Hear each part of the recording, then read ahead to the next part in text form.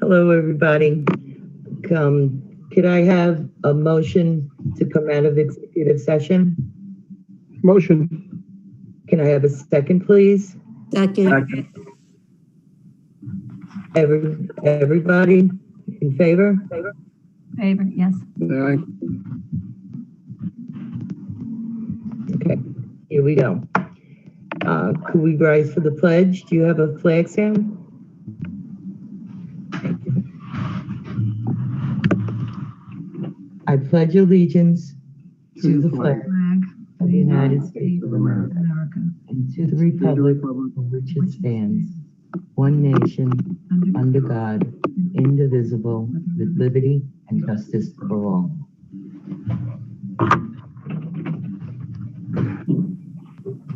Okie dokie. So we're starting tonight off with a public hearing. We will hold a public hearing tonight concerning the use of money under the Smart Schools Bond Act. As you may know, the Smart Schools Bond Act was a statewide voter-approved initiative that brought $2 million in funding to public schools for technology and infrastructure improvements. Riverhead was entitled to just over $2.1 million, a portion of which has already been authorized under a previous phase of this project. As part of the approvals process, the board must have a public hearing to permit the administration to present a spending plan. The public hearing is also intended to allow residents to comment about our plan. A copy of this presentation will be posted on our website, and the district will be pleased to take comments for the next 30 days, which can be emailed to nysmartbond@riverhead.net. I therefore declare this hearing open at 7:11. If there are no objections from my fellow board members, I will offer the floor to Christine Toner, Interim Superintendent and Technology Director, Robert Hines, who will outline phase 2 of our plan. Thank you, Ms. Downs. I'm going to share the screen and get the presentation up. Except, Robert, I don't have screen sharing.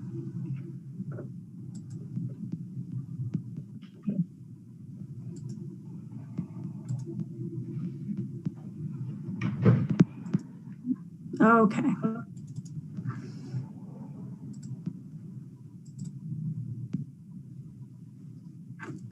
Okay. So Robert, did you want to start off by welcoming everyone?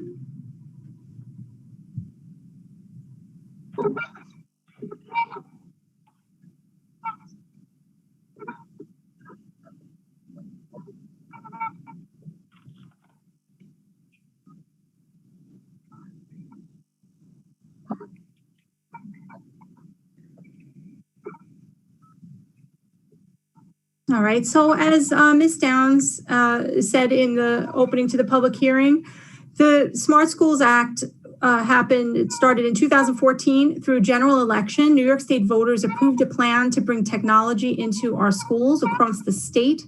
The Riverhead Central School District was allocated over $2 million, and technically it functions like a grant. So what happens tonight, we have a public hearing to spend money. Once that is approved, it goes to New York State. Once it's approved there, we're authorized to do our purchases and make the spending. So in 2017, we did phase 1 for over $750,000, and that was used to improve network capacity and wireless connectivity across the district. And now we're looking to spend the rest of the money in our allocation. Some districts spent this in one phase. Some districts spend this in 4 or 5 phases. So there's no right or wrong way to do it. It's based on the district's needs. So we're looking to do this in 2 phases. And the presentation actually is already on the website, and we'll be taking public comment from residents for the next 30 days. And then at that point, Mr. Hines will be ready to submit the plan to the State Education Department. And Mr. Hines.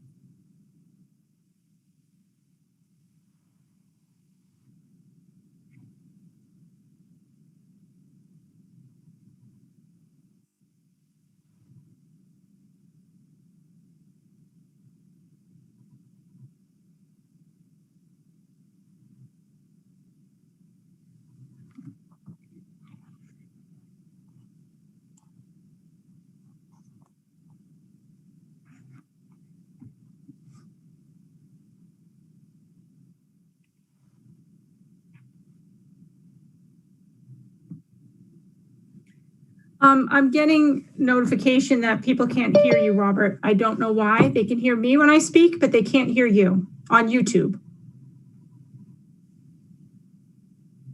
That's what I'm being told.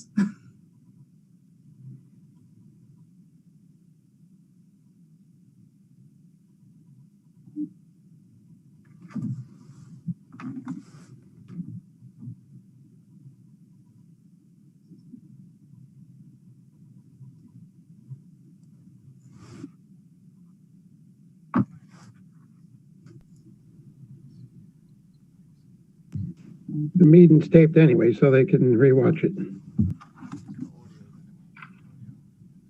Yeah, I can take over, Robert. Oh wait, I have it. I think they can hear me now. I'll do that one over.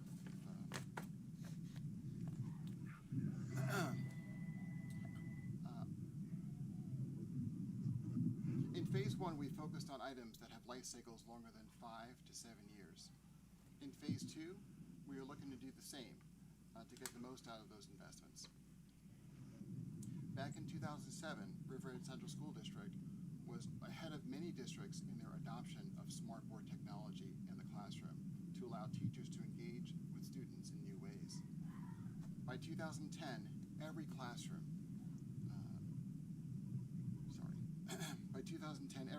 had an interactive board installed. A solid 2/3 of these original boards are still installed and are now obsolete and can no longer be serviced appropriately and must be replaced. We seek to standardize on this. Robert, I'm going to stop you. You're very low on YouTube. So I'm just going to take over. That we're looking to replace the flat panels that are outdated, that were originally purchased in 2007, and some in 2014. So a portion of the Smart School Act allocation in phase 2 will be used to replace flat panels. And there's computer server replacement to replace outdated servers that are over 10 years old, so that we can have more reliable equipment.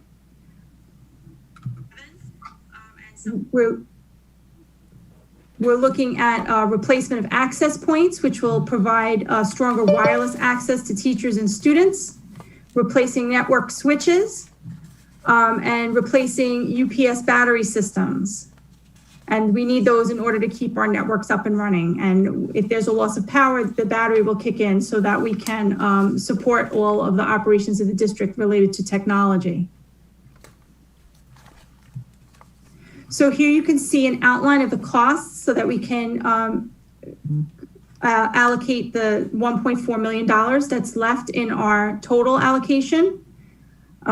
So a little over $1 million will be for the flat panels, 200,000 plus for the computer server replacements, and a little over 220,000 for the network closet and wireless upgrades.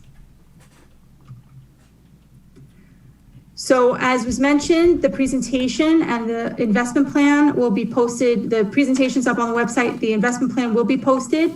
And public comments are accepted through April 8th at New York Smart, nysmart at riverhead.net. And any comments will become final on after April 9th and submitted to New York State Education Department.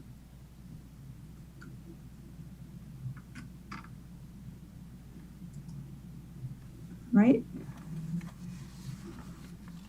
So questions from the board or from the public?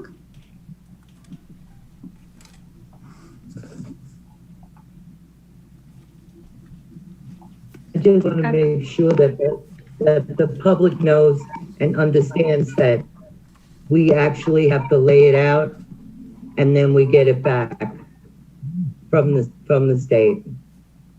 Yes. That this is not, us spending money. We definitely get it back. It's kind of like, works like a grant. Exactly. Any other board members have anything to say?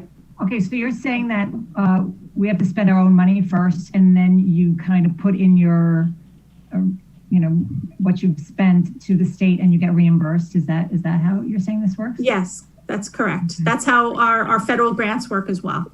Okay. And Christine, could you? I know it's on the website, but to share like how each of the school districts, their grant money, how it was calculated.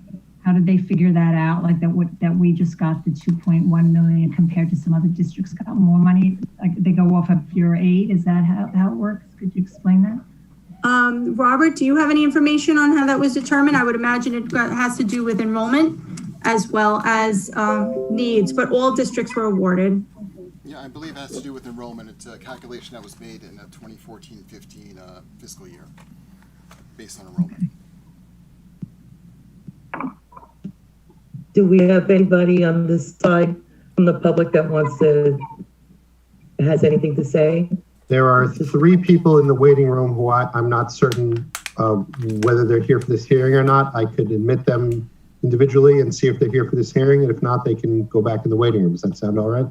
Can you chat with them to find out? No? No, I don't. I'm not familiar with how to do that, so I can just let them in and see if they want to participate. Would that be all right with you? Of course. Okay, here we go. The first is Joanne DeStefano.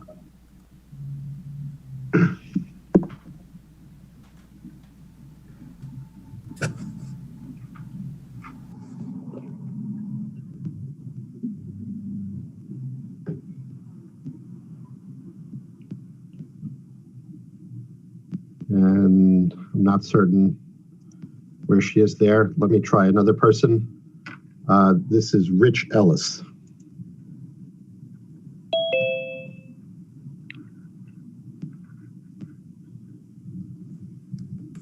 Mr. Ellis, good evening. Are you there? Mr. Ellis is disconnected. And here's an iPhone user named Nancy.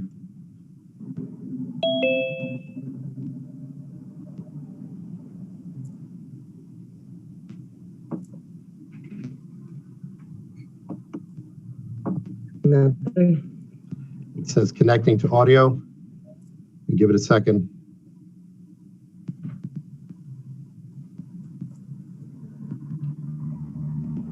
No, I don't think it's going to connect. No.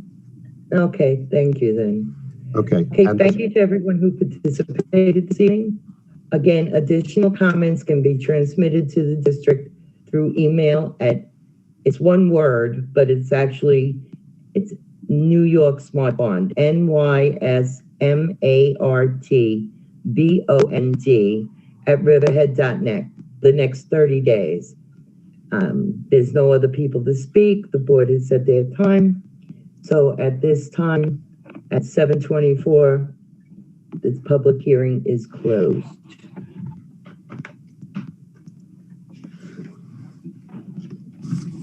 Now, we have a second public hearing. We are all now going to hold a hearing on the proposed use of $18,500 from the repair reserve, which was established by the voters in May 2017. Under the provisions of Section 6-D of the General Municipal Law of the State of New York, a public hearing is required in most circumstances prior to the use of repair reserve funds.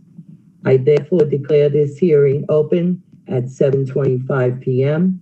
If there are no objections from the board members, I would offer the floor to Sam Schneider, Deputy Superintendent, who will deliver a brief presentation on the proposed repairs that the administration wishes to see accomplished. Mr. Schneider? Thank you very much, Ms. Downs. I just want to check everyone can see the screen that says our Riverhead CSD Repair Reserve. We're good? Okay. Yes. All right. So we're here to talk tonight about another use from our repair reserve. As Mrs. Downs said a moment ago, the voters established the repair reserve in May 2017 to fund up to $7.5 million in repair projects here at the district. The repair reserve functions as a savings account, and unused funds at the end of each year can be added to the repair reserve by board authorization. As of February 26th, there was $654,000 remaining in the reserve that has not yet been committed to a project. We've defined this before, but it deserves mention again. Repair is a project which returns to a satisfactory condition, something that is decayed, deteriorated, worn, torn, broken, inoperable, or weathered. So it's basically a three-step function. In order to access money from the repair reserve, the district administration identifies a project that is needed. That has happened. The Board of Education then holds a public hearing to learn about that project. That's what we're doing this evening. And then the board, if it wishes, can vote to authorize the use of repair reserve funds for that project.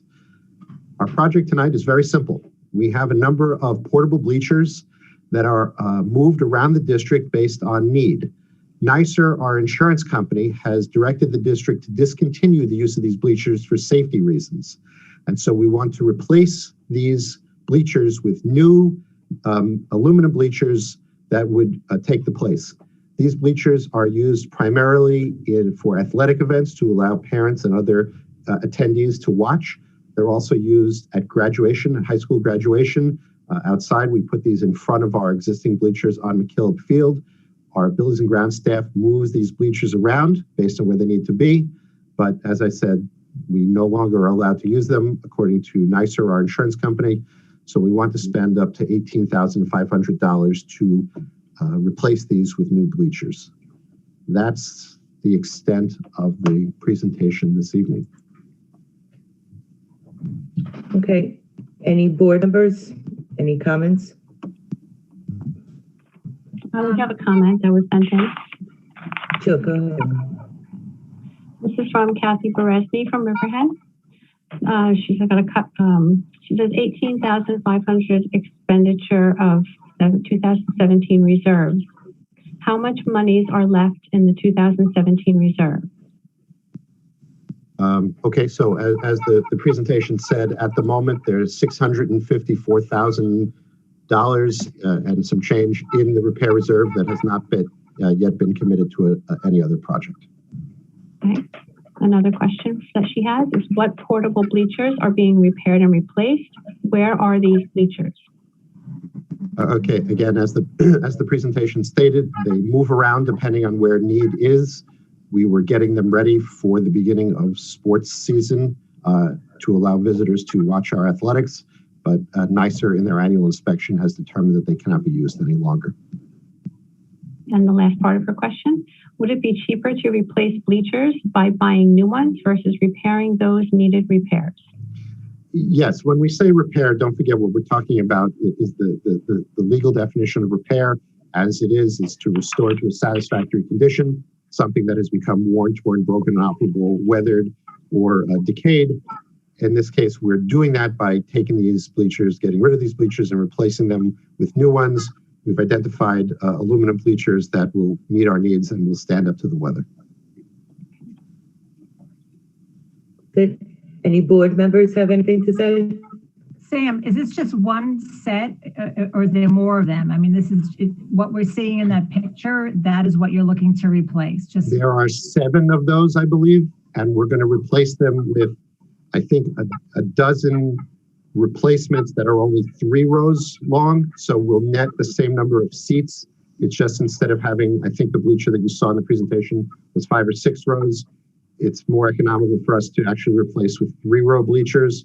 We'll get more out of them, so we'll be able to spread them around better for, multiple use. So we'll end up net same number of seats at the end. So about a dozen 3-row aluminum bleachers. Correct. Okay, so it's not just what we're looking there, is that? I showed you a picture of one of the bleachers. We have about 6 or 7 of them. I didn't think it was necessary to show all of them, but they're all essentially in the same condition. And we use them for, you said high school graduation.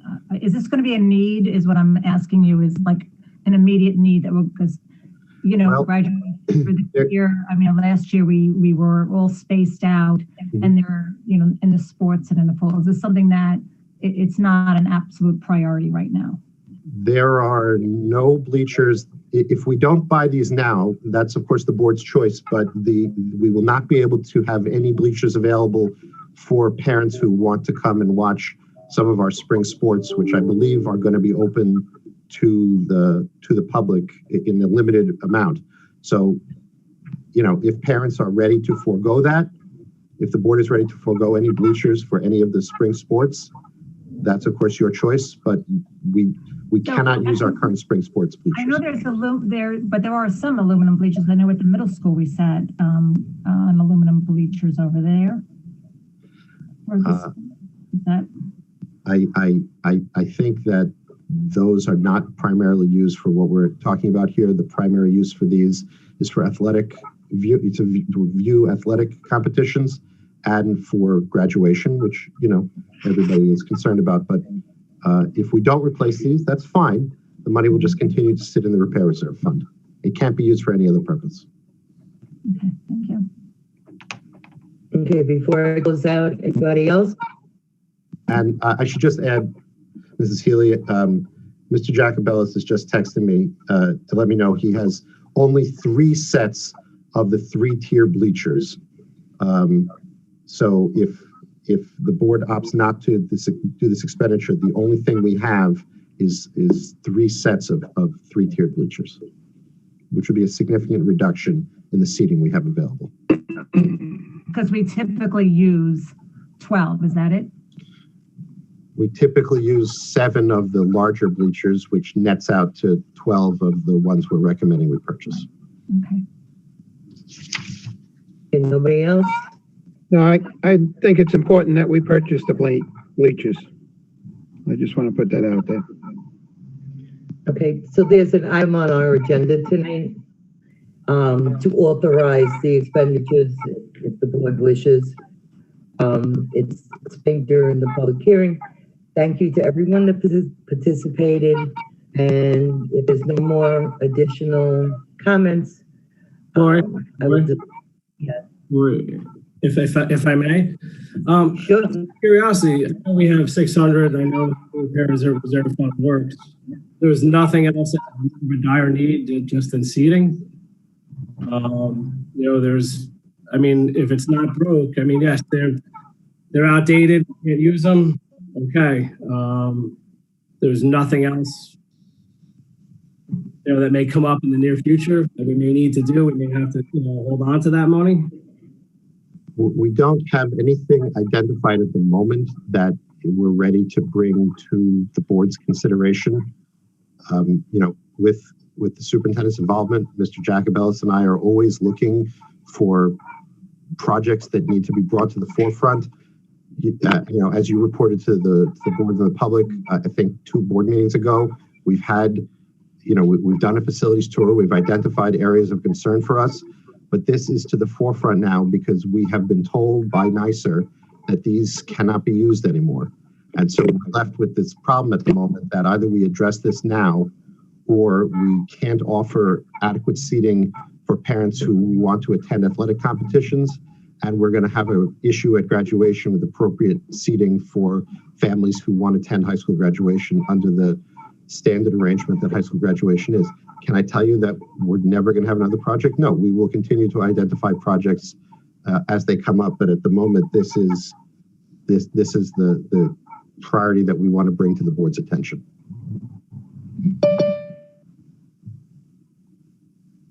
And just we've had this repair fund on a continuous cycle for these means, whether it's painting or a playground, and we're keeping up with what has to be repaired over the past, since the beginning of this fund, and it's done very well where we're not falling behind on renovations.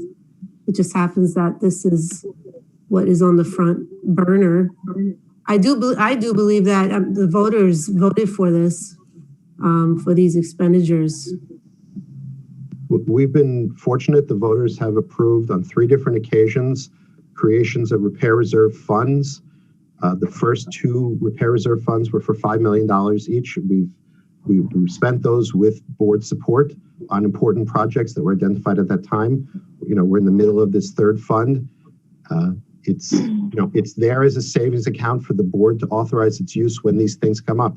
And if we didn't have this kind of repair reserve fund, at least under this year's budget, I could say with definite certainty, we would not be able to buy these bleachers because this functions due to their price as equipment cost. And we cannot spend any money on equipment this year. So without this repair reserve fund, these bleachers would not be happening in this year. But again, it's the board's decision. And just on another note, it's $18,500 out of a $600,000 reserve that we still have. That's correct. So it's a small piece of change of what we have there. It is, and I can appreciate the need for it, especially Sam's photo of the ones that are there now. But we don't even have spectators at any of our sports right now, and you know, I know it's less than $20,000, but something next year could happen that we actually needed the $20,000. So I think it might be something to reconsider next year. If we know that we're going to have spectators, maybe we can have the purchase of these come up at another time and get them when we have a more solid answer.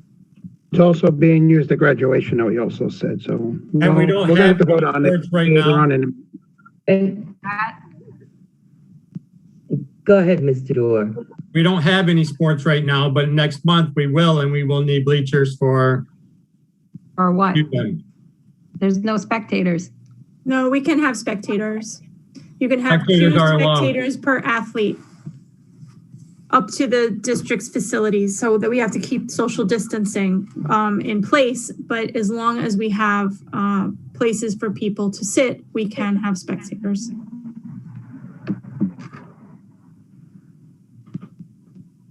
Are we all done, or we got any more comments coming? So to understand, with the bleachers, you can have more people there at the event. I mean, you still have the social distance, so you're not really maximizing the use of the bleachers. And People can sit on them, but they'll have to be socially distanced. Who's gonna monitor At least for now. That's the regulations, the guidelines that we've been shared for now. Who's gonna monitor the seating distance on the bleachers, or are you gonna yellow tape them and say you can't sit here? Yep, we'll be yellow taping. You're not going to get a lot on those bleachers right now at all. You're saying there's 3 rows, and it's maybe you're going to, I don't know how long they are, but if you have to be 6 feet distance, you're going to have somebody at one end and another end. I know that last year at graduation, it was chairs just separated. I'm just saying, like, if this is a I could see if there was any other year, definitely, but I don't know if it's like a priority. Well, we'll vote on it when we have to in a little bit. I mean, We're going to be voting on it, and we're going to have discussion with it. This discussion can continue if the board chooses when their term comes up to vote on this, on the agenda. Is that okay? We'll move on and close it. Before you do that, there are 2 people in the waiting room who may want to comment on this. Can I just... Sure, go ahead. Okay, I'm not sure if they want to comment on this or something else. Okey dokey. The first is Allison Matway. Ms. Matway, can you hear us? Okay. She disconnected, and the next is Colleen Eastwood.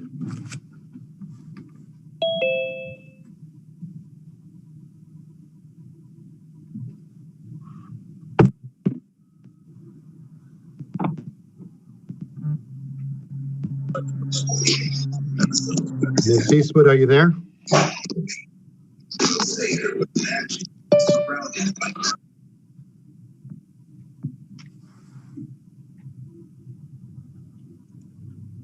Okay, I'll put her back in the waiting room. That's all there are, Mrs. Downs. Okay, not hearing or seeing anything more. I declare this public hearing closed at 7:41.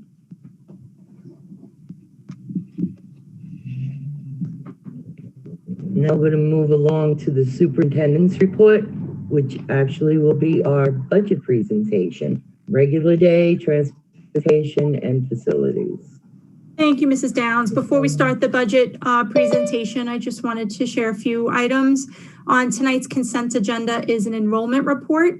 The plan is to have that on the first meeting of every month so that the Board of Education can see the trends of enrollment changes across the district by building, as well as in our private parochial schools, charter school, and homeschooled students.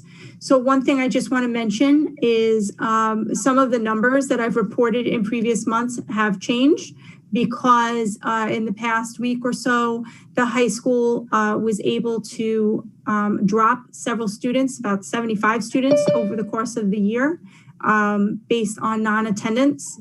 So that was something that had been discussed previously by the board, and the high school staff made every attempt to re-engage these students. So their last date of attendance was backdated to 20 days after their last date of in-person or participation attendance. So that information is on the consent agenda, just for informational purposes for the board as well as for the community on a monthly basis. Spring recess is the week of March 29th, and I just wanted to mention that we did use 2 snow days so far. Hopefully that's it. But Monday, April 5th will be an in-person instruction day, and Thursday, May 27th was supposed to be a superintendent's conference day, but that is now converted to an instructional day as well. As we mentioned, spring sports are scheduled to begin on April 26th. We're very excited about being able to see our students back out on the fields. Right now, we're told we can have spectators, 2 for every athlete, based up until the facilities allowment. So in other districts, some are allowing spectators from the away team and some are not. So again, it's based on how many we can actually accommodate. So we'll be working on that to fine tune it. Mr. Sachs, our athletic director, is sending out communication to families later this week to get the registration process going for our spring sports. So we're excited to have that begin. Our clubs and activities began last week on March 1st. So it's nice to have the students participating in some additional activities. Senior Spotlight began last week. Our high school started sharing information about our seniors along with a graduation photo. We sent them a survey, so the students are sharing with us what their plans are after graduation, and that information is on the website, and the link is on social media. Last week, I think on Friday, I put just to our staff a survey form about Catch a Wave with Riverhead alumni to collect information about our alumni. And we already have 200 responses, and that's based on our own staff and people that our staff sent the information to. We'll be getting that out onto the website and through social media later this week. And we'll begin to report on what are our alumni doing. And we're excited about sharing that information with the community. And one of the items is an inspirational message for our current students. So that'll be nice. It'll be nice for the students to be able to get some words of wisdom from those who walk the halls of the high school before them. Kindergarten and new entrant registration is underway. We've put a few additional steps in play this year, including Zoom informational meetings on March 22nd for elementary and March 24th for secondary. That'll be kind of a Q&A for people who are considering enrolling their children into the district, or they have incoming kindergarten students.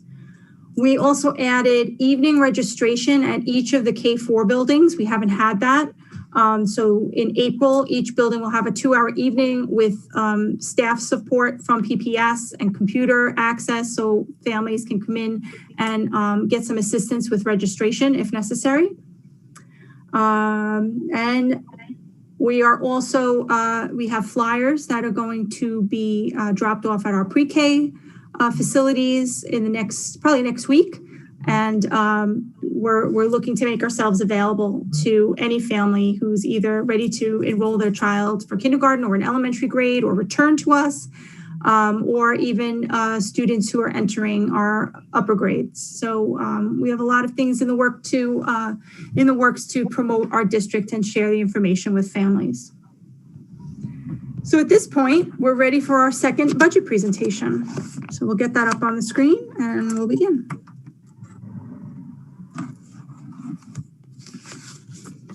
All right, so Mr. Schneider and I will be presenting our second presentation of 3. And on tonight's agenda, we have a really ambitious agenda. And you can see all of the items that we'll be discussing. I just want to point out that we're going to spend some time discussing the charter school and the impact that the charter school has on the district, and potential partnership with districts that also are in a similar situation as us with a charter school district within their boundaries. So here you can see the Board of Education goals that were adopted by the board back in January. And again, I've mentioned this before, I think the main focus is to design and adopt a budget that recognizes the current fiscal reality for Riverhead residents. And that means staying within the tax cap. And last year, the community spoke twice, and they were not comfortable with our spending plan. So it is certainly a goal of mine to present a budget to the Board of Education that can earn the support of the taxpayers in the community. Mr. Schneider. Thanks.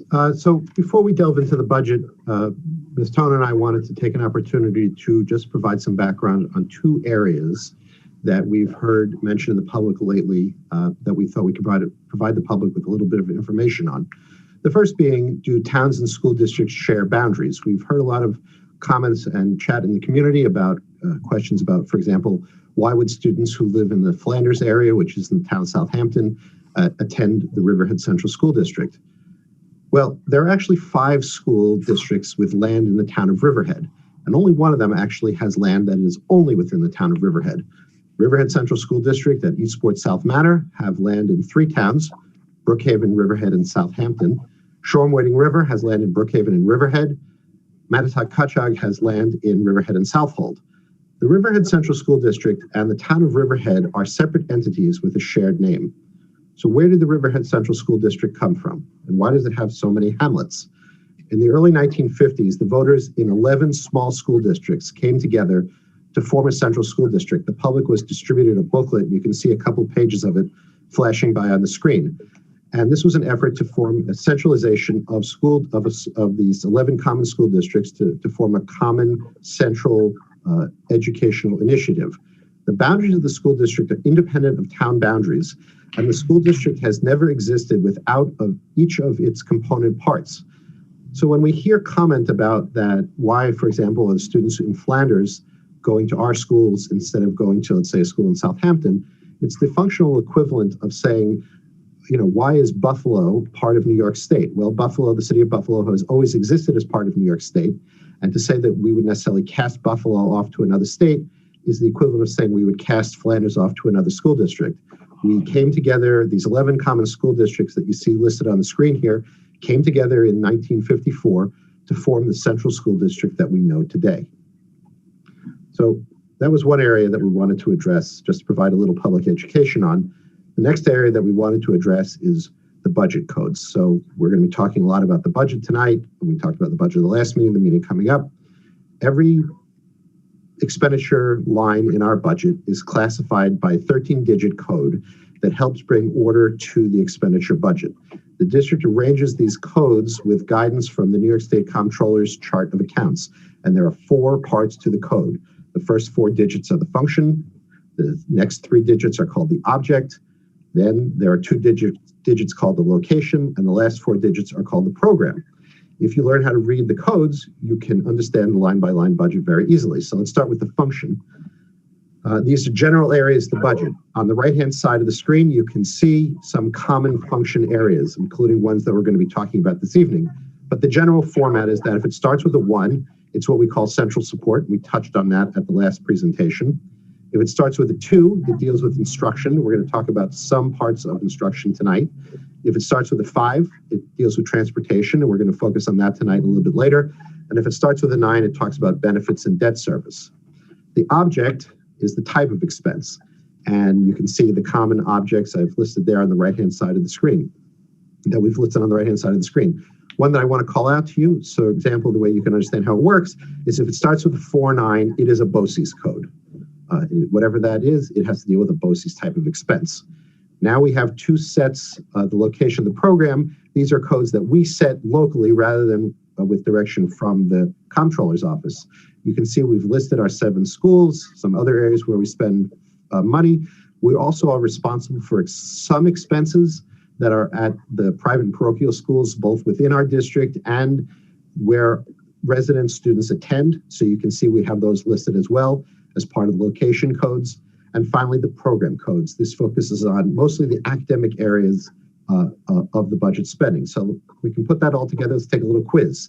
So what does 2110 200 01 2070 mean? This has to deal with teaching in the regular school. It's an equipment code. It's at Riverhead High School, and it's the art program. So when we see that code, we know that it refers to equipment that is being purchased for the art program at Riverhead High School. Again, by putting the codes together in the chart of accounts that the comptroller has, it gives us understanding of what the budget codes mean. Over the past year, the district and all districts have experienced costs and expenses that are directly attributed to the pandemic. So last spring, when we received our state aid allocation, the state indicated that they were going to take a portion away and that there was federal funds that were going to be substituted for that exact amount. And later that summer in August, we received our allocation through the CARES Act, ESSER and GEAR funds in the exact dollar amount that was cut from the state aid from the spring before. So technically there was no change to the budget. However, the expenses under the CARES Act were limited to specific items related to COVID expenses. So we've been expending that money. We're almost done with that. But in addition, outside of costs related to the CARES Act, we had to hire 7 additional teachers to accommodate the changes in instructional practice with full remote as an option, which cost the district almost $500,000. That was not part of the CARES Act fund. So that came out of our budget. And then on the next slide, you will see a breakdown of these expenses that were paid through the CARES Act, but you can see that the salaries are not listed there because that came from our general fund. And tonight, we're going to be presenting information to you with a theme. So we're going to explain each area and then go through and talk about how has COVID changed things and what is needed so that we can emerge from contingency. The conversation at the next budget meeting on March 23rd will include what does the board wish to prioritize in the budget. So this is definitely a process, and we look forward to having the input from the Board of Education. Okay, so the first area that we want to focus on tonight is facilities. operations and maintenance. We have 11 buildings and several smaller subsidiary structures that our 58 custodians and maintenance mechanics are responsible for maintaining. Altogether, it's just shy of 750,000 square feet of space. I would be remiss if I didn't take a minute to just pay tribute to the custodians and the maintenance mechanics who have done an absolutely incredible job this year, cleaning our buildings and keeping them safe for our students and staff. This is an unprecedented undertaking, the level of sanitizing that they have to do on a daily basis, on a nightly basis. They've done an absolutely incredible job. Ryan Jacobellis and his staff really have come through for us and for our students and staff on a daily basis. You can see the listing of current staffing. The majority of our custodians work at night, which means they're working a shift that starts at 3 o'clock and ends at midnight. Some at the high school start a shift that starts at 4 o'clock, ends at 1 o'clock in the morning. And you can see how we have our custodians and maintenance staff arranged. So a night custodian shift is a very busy 8 hours. Our custodians are moving for that full 8 hours. Most importantly, they're sanitizing desktops, desk shields, touch surfaces, countertops, and doorknobs in a number of classrooms. Our night custodians clean on average between 18 and 26,000 square feet a night. State Education Department recommends an assignment of about 20,000 square feet, so some of our custodians have a little bit more responsibility. But this is, like I said, it's 8 hours of very busy work. COVID-19 has changed this department drastically. We are now running ventilators throughout the district at maximum capacity with longer running times to ensure fresh air into the classrooms. We've set up floor markings on the hallways to allow students to move through the hallways safely, and we're going to take a look at a picture of that a little bit later.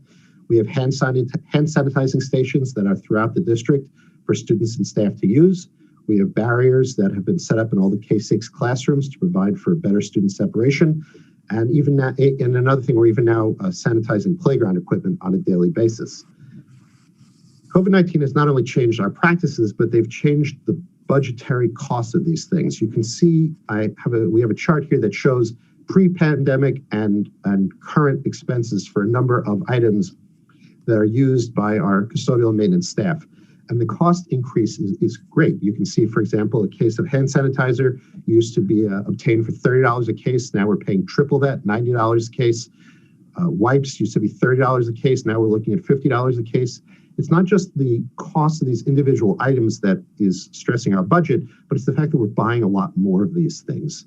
We've incurred a lot of expenses just for the additional wipes, the additional cleaning, the additional PPE that we need for our faculty and staff here in the district. So in addition to dealing with the COVID-19 pandemic, we have the added challenge of working with a contingency budget and trying to emerge from contingency. So in this area of the budget, we're recommending that the board appropriate money to replace 2 positions that were cut out of the budget in order to make the contingency budget work. That being a night custodian at the elementary level and a maintenance mechanic on the central maintenance crew. Both of those positions were vacant when we moved into the 2021 school year. They weren't replaced. They were cut from the budget for contingency purposes. We're recommending to the board that they appropriate funds to restore those. We also need to restore money to the budget for equipment for this department. Under a contingency budget, you cannot spend any money on equipment at all. That means we've gone a year without purchasing new equipment. We need to restore our equipment money to allow us to continue to purchase equipment to replace items that are old and wearing out and not usable anymore. We also desperately need to restore money to this department for overtime costs, for allow this department to staff afternoon, evening and weekend activities, particularly clubs and athletics that will cost overtime in order to staff them correctly. At the moment, we have no money in the budget for that because we have very few evening and weekend activities under a contingent budget, but we need to be mindful of that. This is a look at the facilities, the budget summary here. It's important to note when looking at this money, this chart here, we have excluded in this slide any money that had been appropriated by the Board of Education from the Repair Reserve Fund. Again, the Repair Reserve Fund sits in its own account. It's not part of the general fund budget when it's in a savings account. When it is authorized by the board to be used, it becomes an increase to the budget to offset that expense. but so we don't confuse the matter, we present the facilities budget as accurately as possible based on the day-to-day use of the budget. We've excluded those numbers here. Another area of the district's operations that we want to talk about tonight is security. Much like our custodians and maintenance workers, our guards have done an amazing job this year keeping our students and staff safe. We have 31 guards. You can see here how we have them arranged. Bulk of our guards are at the high school, but we also have them in our other schools as well. Take careful note here of this picture. This is, and we're going to talk about this in a minute. This is one of our guards is taking temperatures of students as they enter the building each morning. So what does a guard shift look like? Remember, we talked about how we've had markings in the hallway to allow our students to know where they should pass safely. You can see one of our guards is helping to ensure students are staying in the proper lanes in the hallway.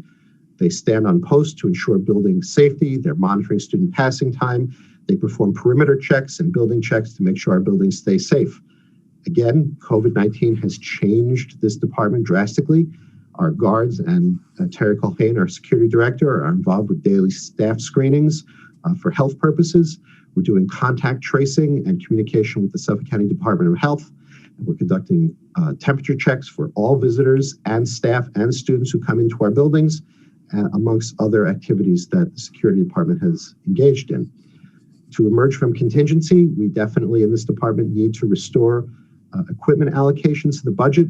We use equipment money in this section of the budget to replace security cameras that have become too old to function properly, so we can have a functioning camera system that works well. Cameras are expensive, so we need equipment money in order to be able to replace cameras that have aged out of use. This is a look at the security portion of the budget. I highlighted for you the materials and supplies, the increase that you see there. By CSEA contract, we are required to purchase some new uniforms for the CSEA employees next year, and that includes employees who work both in maintenance and operations, security, and transportation. So we do need to appropriate some additional funds to meet that contractual obligation to the members of our CSEA unit. Transportation is the next area of the budget.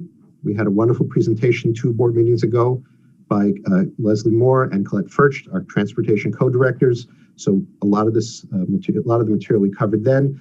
I am very proud of our transportation department, much like our guards, our custodians and maintenance operations workers. They've done a great job this year. I'm very proud of the fact that this department is bringing in close to $300,000 in revenue by sharing routes with other districts that we would normally have to run anyway. So we're able to reduce the cost to the Riverhead taxpayer by sharing our resources with other districts for routes that we already have to do.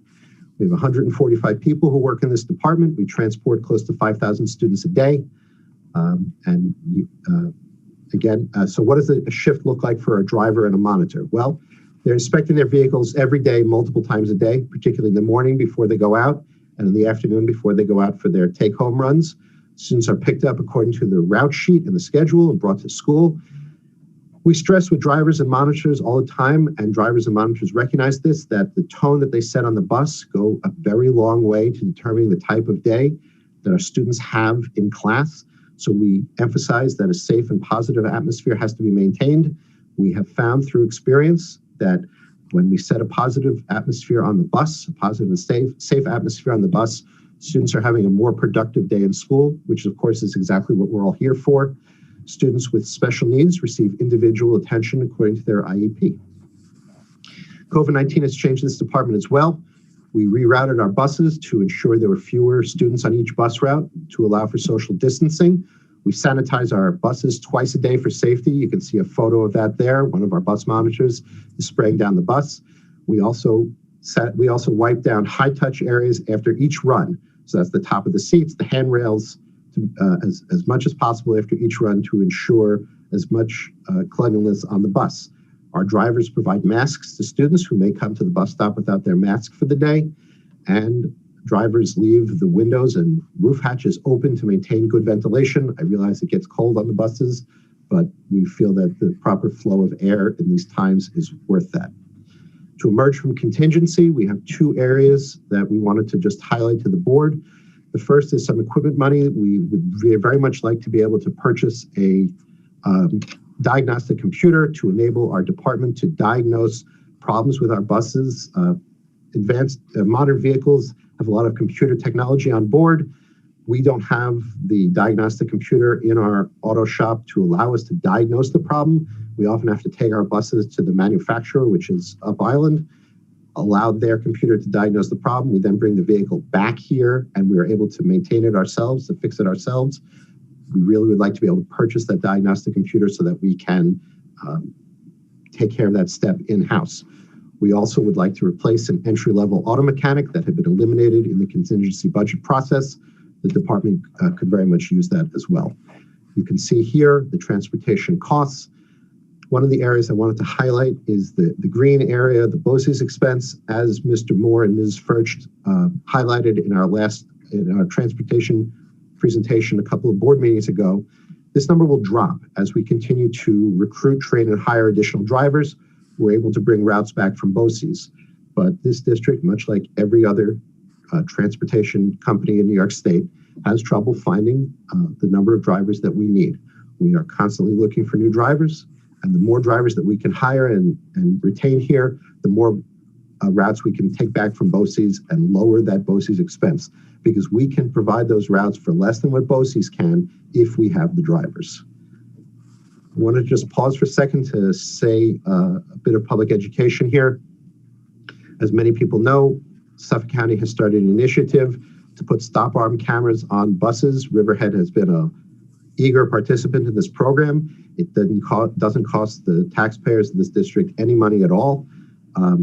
Every one of our buses has been equipped with a stop arm camera. Starting May 1st, those cameras will be functional, and the county will be sending tickets to the owners of the cars that pass buses with their lights on.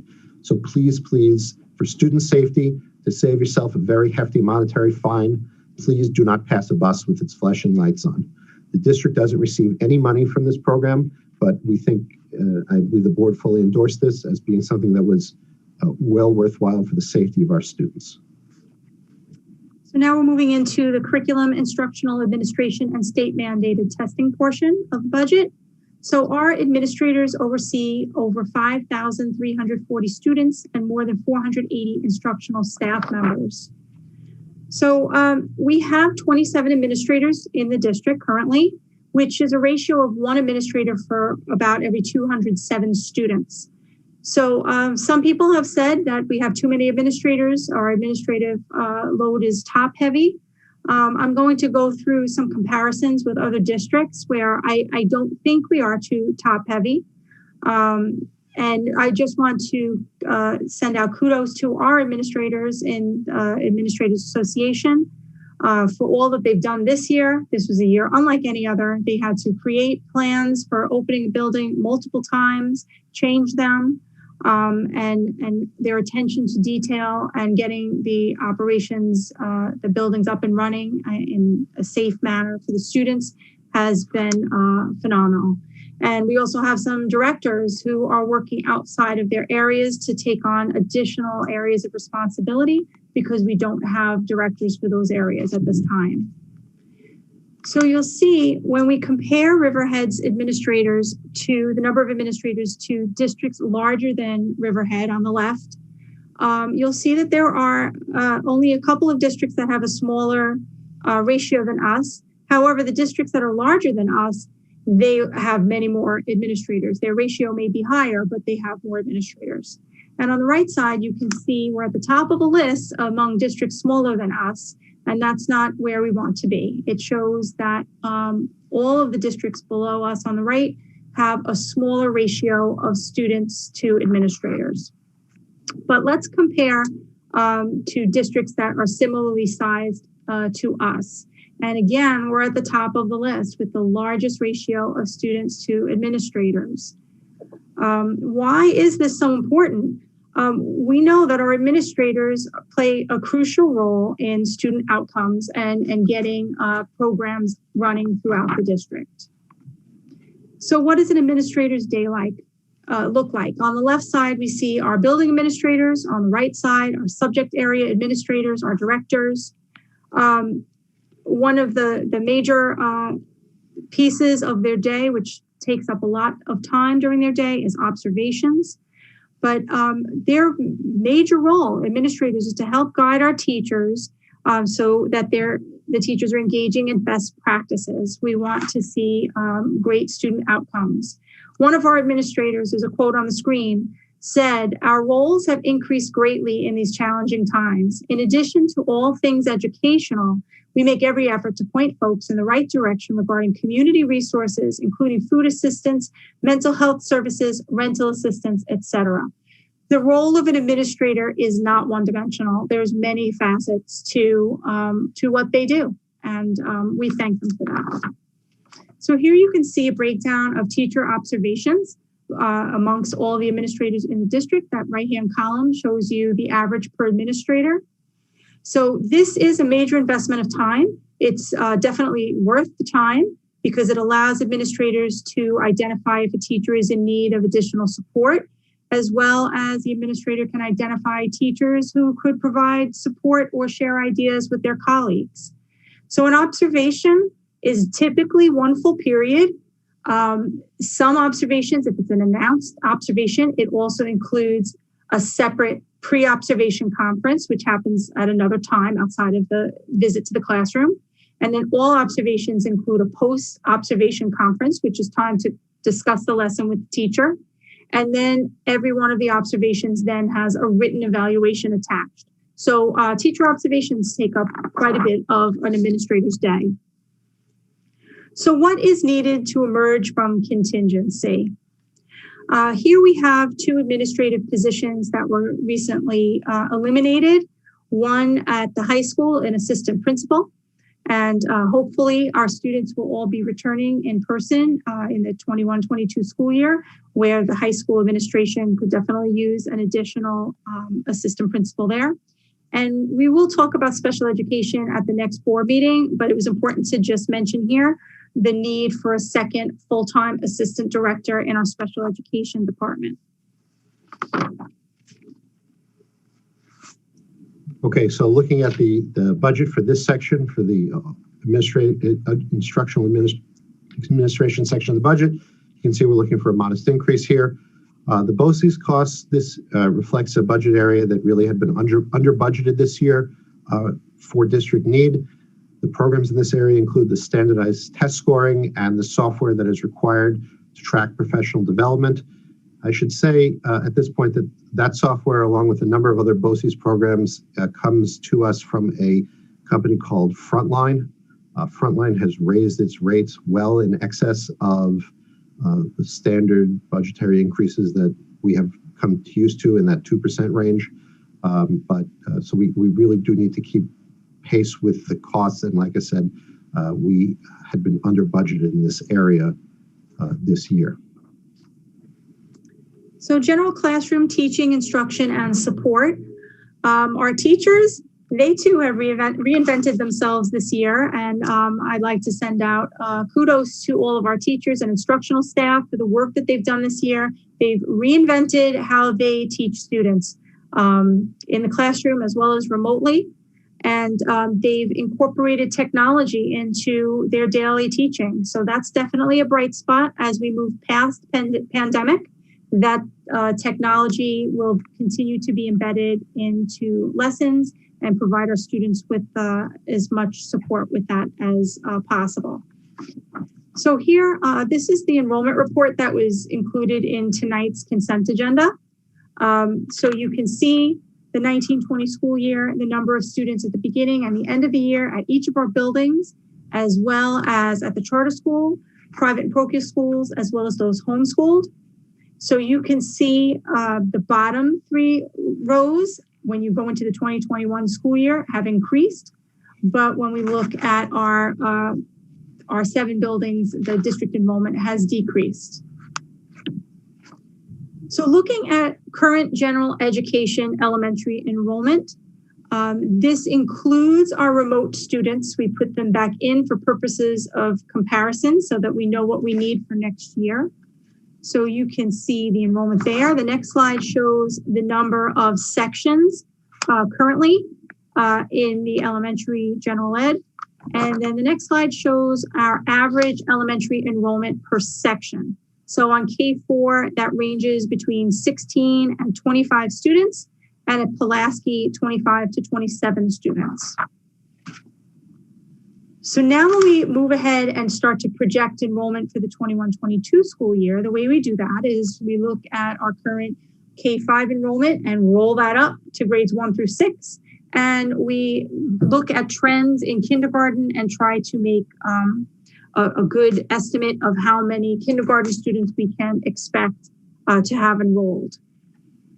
So you can see that there is, as I mentioned before, a reduction in the number of elementary students. And then here we have the number of elementary sections. So that reduction in enrollment carries through to a reduction in needed sections. So in 2021, we were looking at 115 sections, and projected for 21-22, a need for 111 sections, which is a reduction of 4 sections. We hope to accomplish this by retirement attrition to the best that allows us. And then anything beyond that would be possible excessing of staff, which we certainly don't want to do, but we have to be fiscally responsible to the budget and the need for based on enrollment. So here you can see the average enrollment for next year based on the projections. So on K4, we're looking between 19 and 24 students in the range, and Pulaski between 24 and 25 students, which is a reduction certainly over recent years where Pulaski's enrollment was hitting 30 students to a class. So how has COVID-19 changed things? 12 of our classroom teachers were full remote teachers this current school year. Student enrollment has decreased as parents chose to enroll their students in private and parochial schools that perhaps were offering 5 days of in-person instruction from September. And as I mentioned, the bright spot about increased technological devices to our students.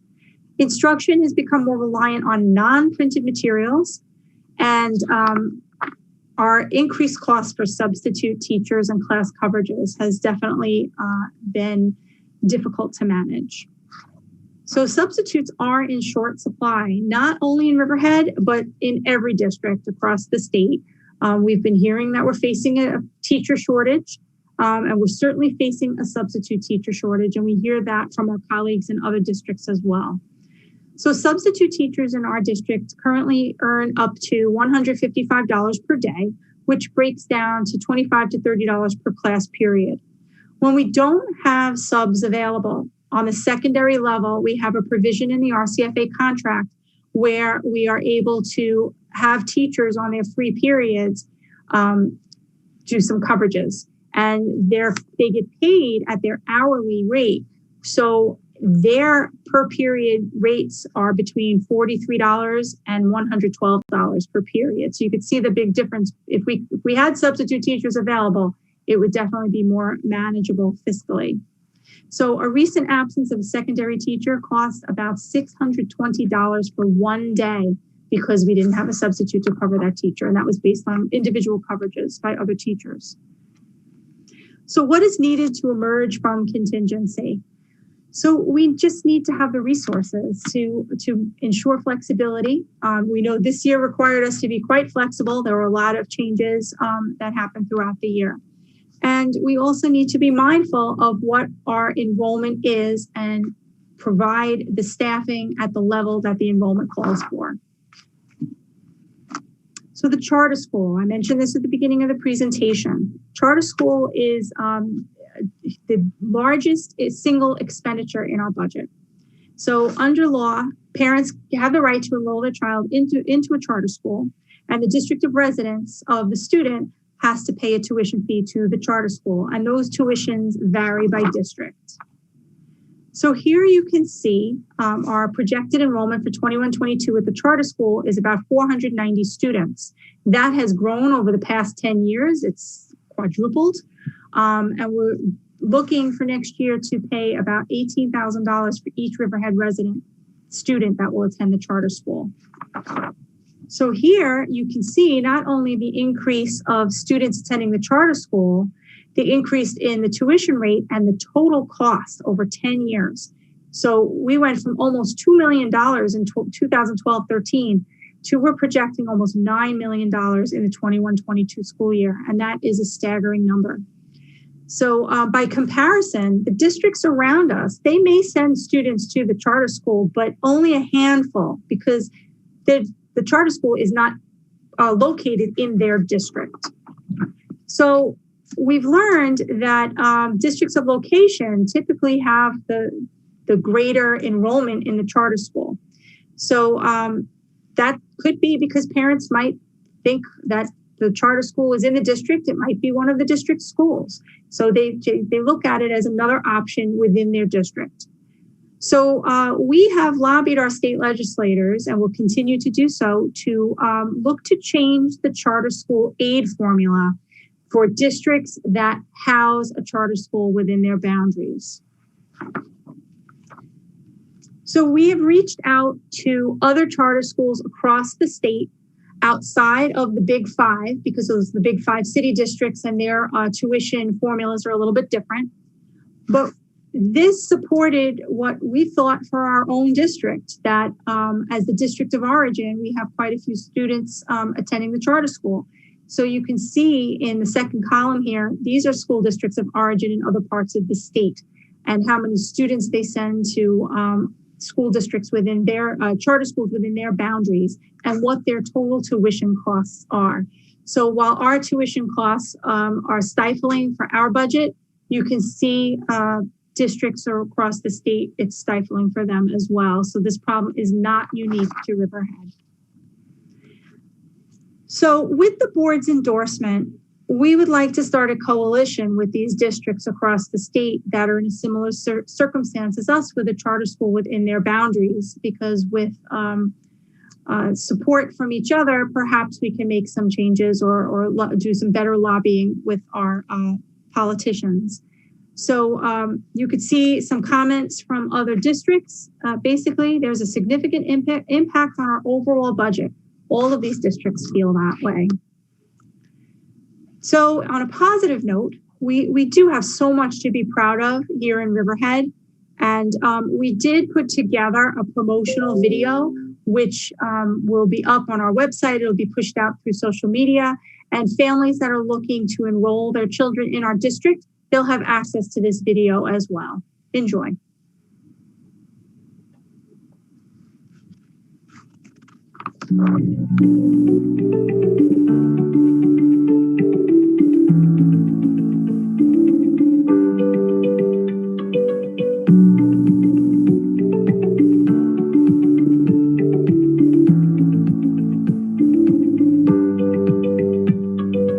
I believe that Riverhead Central School District is the best choice for our kids because we know that our staff here is here 100% for the students. I love my school because I get to meet new friends. My teachers help me accomplish all my goals. In terms of why Riverhead is so special, I would have to say it's the amount of programs that we have. Whether it's our community-based program for our basic life skills, or it's to our students who are college-bound, we are addressing all their needs, preparing them for the real world, and I'm confident that Riverhead Central School District can do that for your child. We offer a bilingual program, which gives students the opportunity to practice Spanish and English, and I absolutely love it. We have a fantastic art program where the kids basically learn everything and anything under the sun. We do ceramics, we do painting, we do drawing, we do everything. And the kids have creative control of what they like to produce as young designers. The Riverhead Music Department has opened me up to so much love and creativity and excitement through performance and new music. I love my school because we learn so much.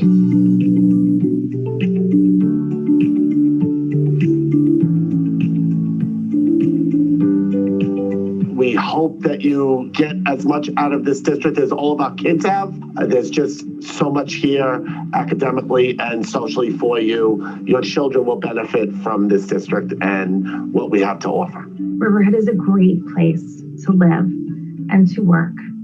and to grow up in. And there's no better family than the Blue Waves family.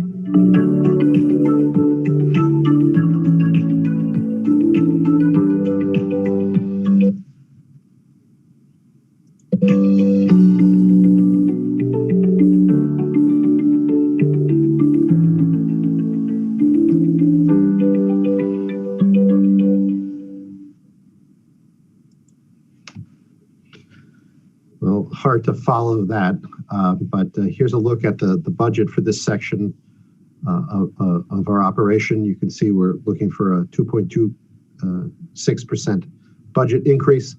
One of the areas that I just wanted to touch on is the increase in BOCES services. As Ms. Tona said a few minutes ago, we've had a number of parents who have chosen to enroll their students in private and parochial settings.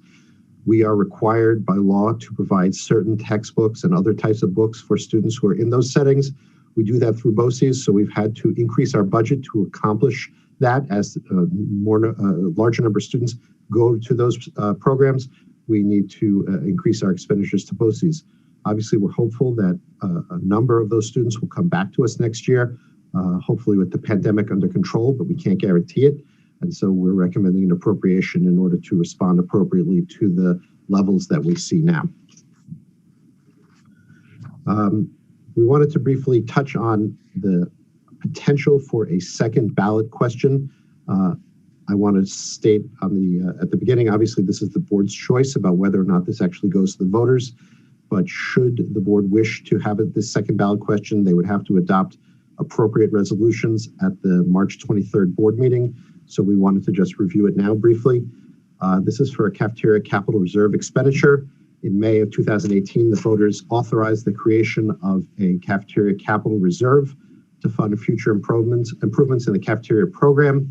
This fund is funded solely by excess fund balance from the cafeteria, meaning excess from money that the cafeteria makes in its operation. It receives no taxpayer dollars whatsoever. The fund has $267,000 in it that is currently unencumbered. We have one project that we want to do. We've gone to the voters for several years in a row now to do particular projects. This year we have only one project that we're looking to do. Phillips Avenue Elementary School is our busiest kitchen in the district. We serve more meals out of Phillips than any place else. We're looking to remove the piece of equipment that I have highlighted we have highlighted in the yellow box there. It's a griddle stove. It's got 6 burners. We desperately need additional oven space at Phillips to accommodate the program's needs. We don't use the griddle at all. The 6-burner stove is overkill from what we actually need. So we'd like to expend up to $16,000 of money from the cafeteria capital reserve to replace that particular piece of equipment with additional convection oven, warming cabinet, and a smaller 4-burner stove. Again, this is money that doesn't come from the taxpayers. It comes solely from the excess that the cafeteria generated through the sale of food as part of its program. I should mention, as we've said a number of times, Keith Graham, Cindy Hines, and the rest of the cafeteria staff have done an incredible job, notwithstanding the loss in food service due to the pandemic. Prior to the pandemic, we were at record highs for this program, and I have full confidence that we're going to get back there when the pandemic is fully under control. We are serving more meals to more hungry kids than ever before, and we will continue to do so. But like I said, should the board wish to allow this to go to the voters, they would have to adopt a series of resolutions on the March 23rd board meeting. Thank you, Mr. Schneider. And thank you, Mr. Schneider, for all of your work on the budget. This is definitely a busy time, and I appreciate all the work you're doing and your support. So March 23rd, we'll have our third budget presentation. And on April 20th, the board will adopt the proposed budget. May 11th is the public hearing. And May 18th, from 6 a.m. to 9 p.m., we hope everyone in the community goes out and votes. So if anyone has any questions, feel free to call or write to either myself or Mr. Schneider. And at this point, we'll take questions from the Board of Education.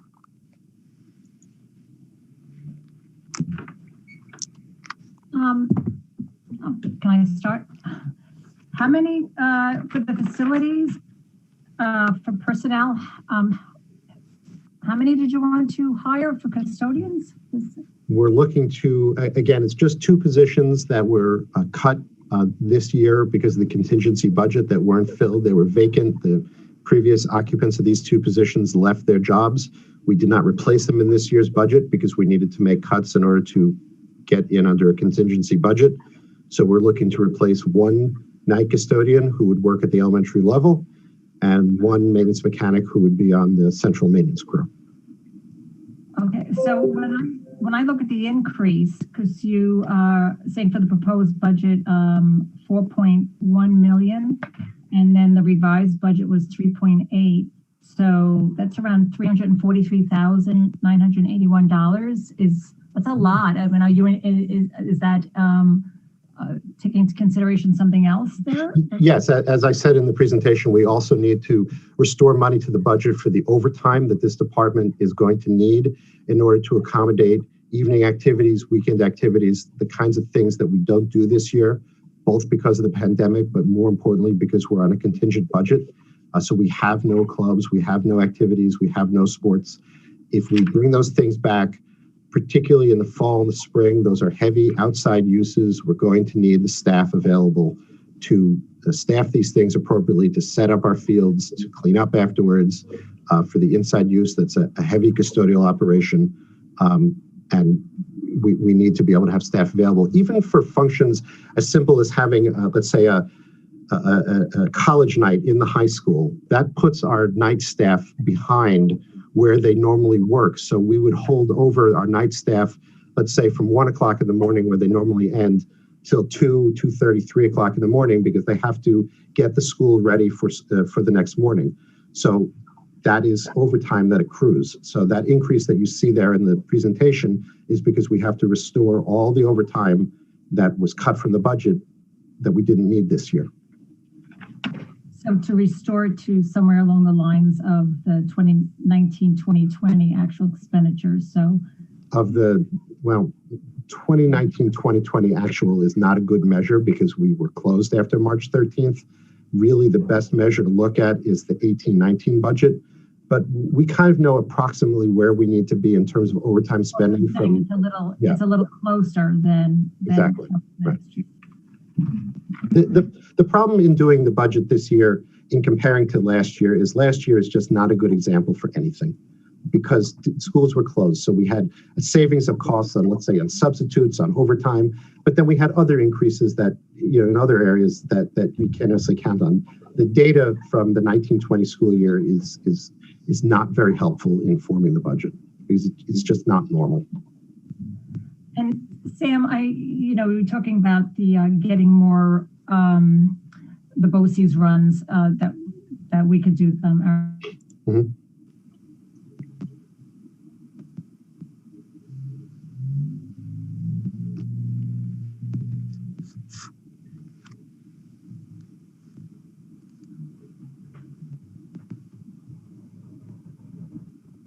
Mrs. Healy, are you there?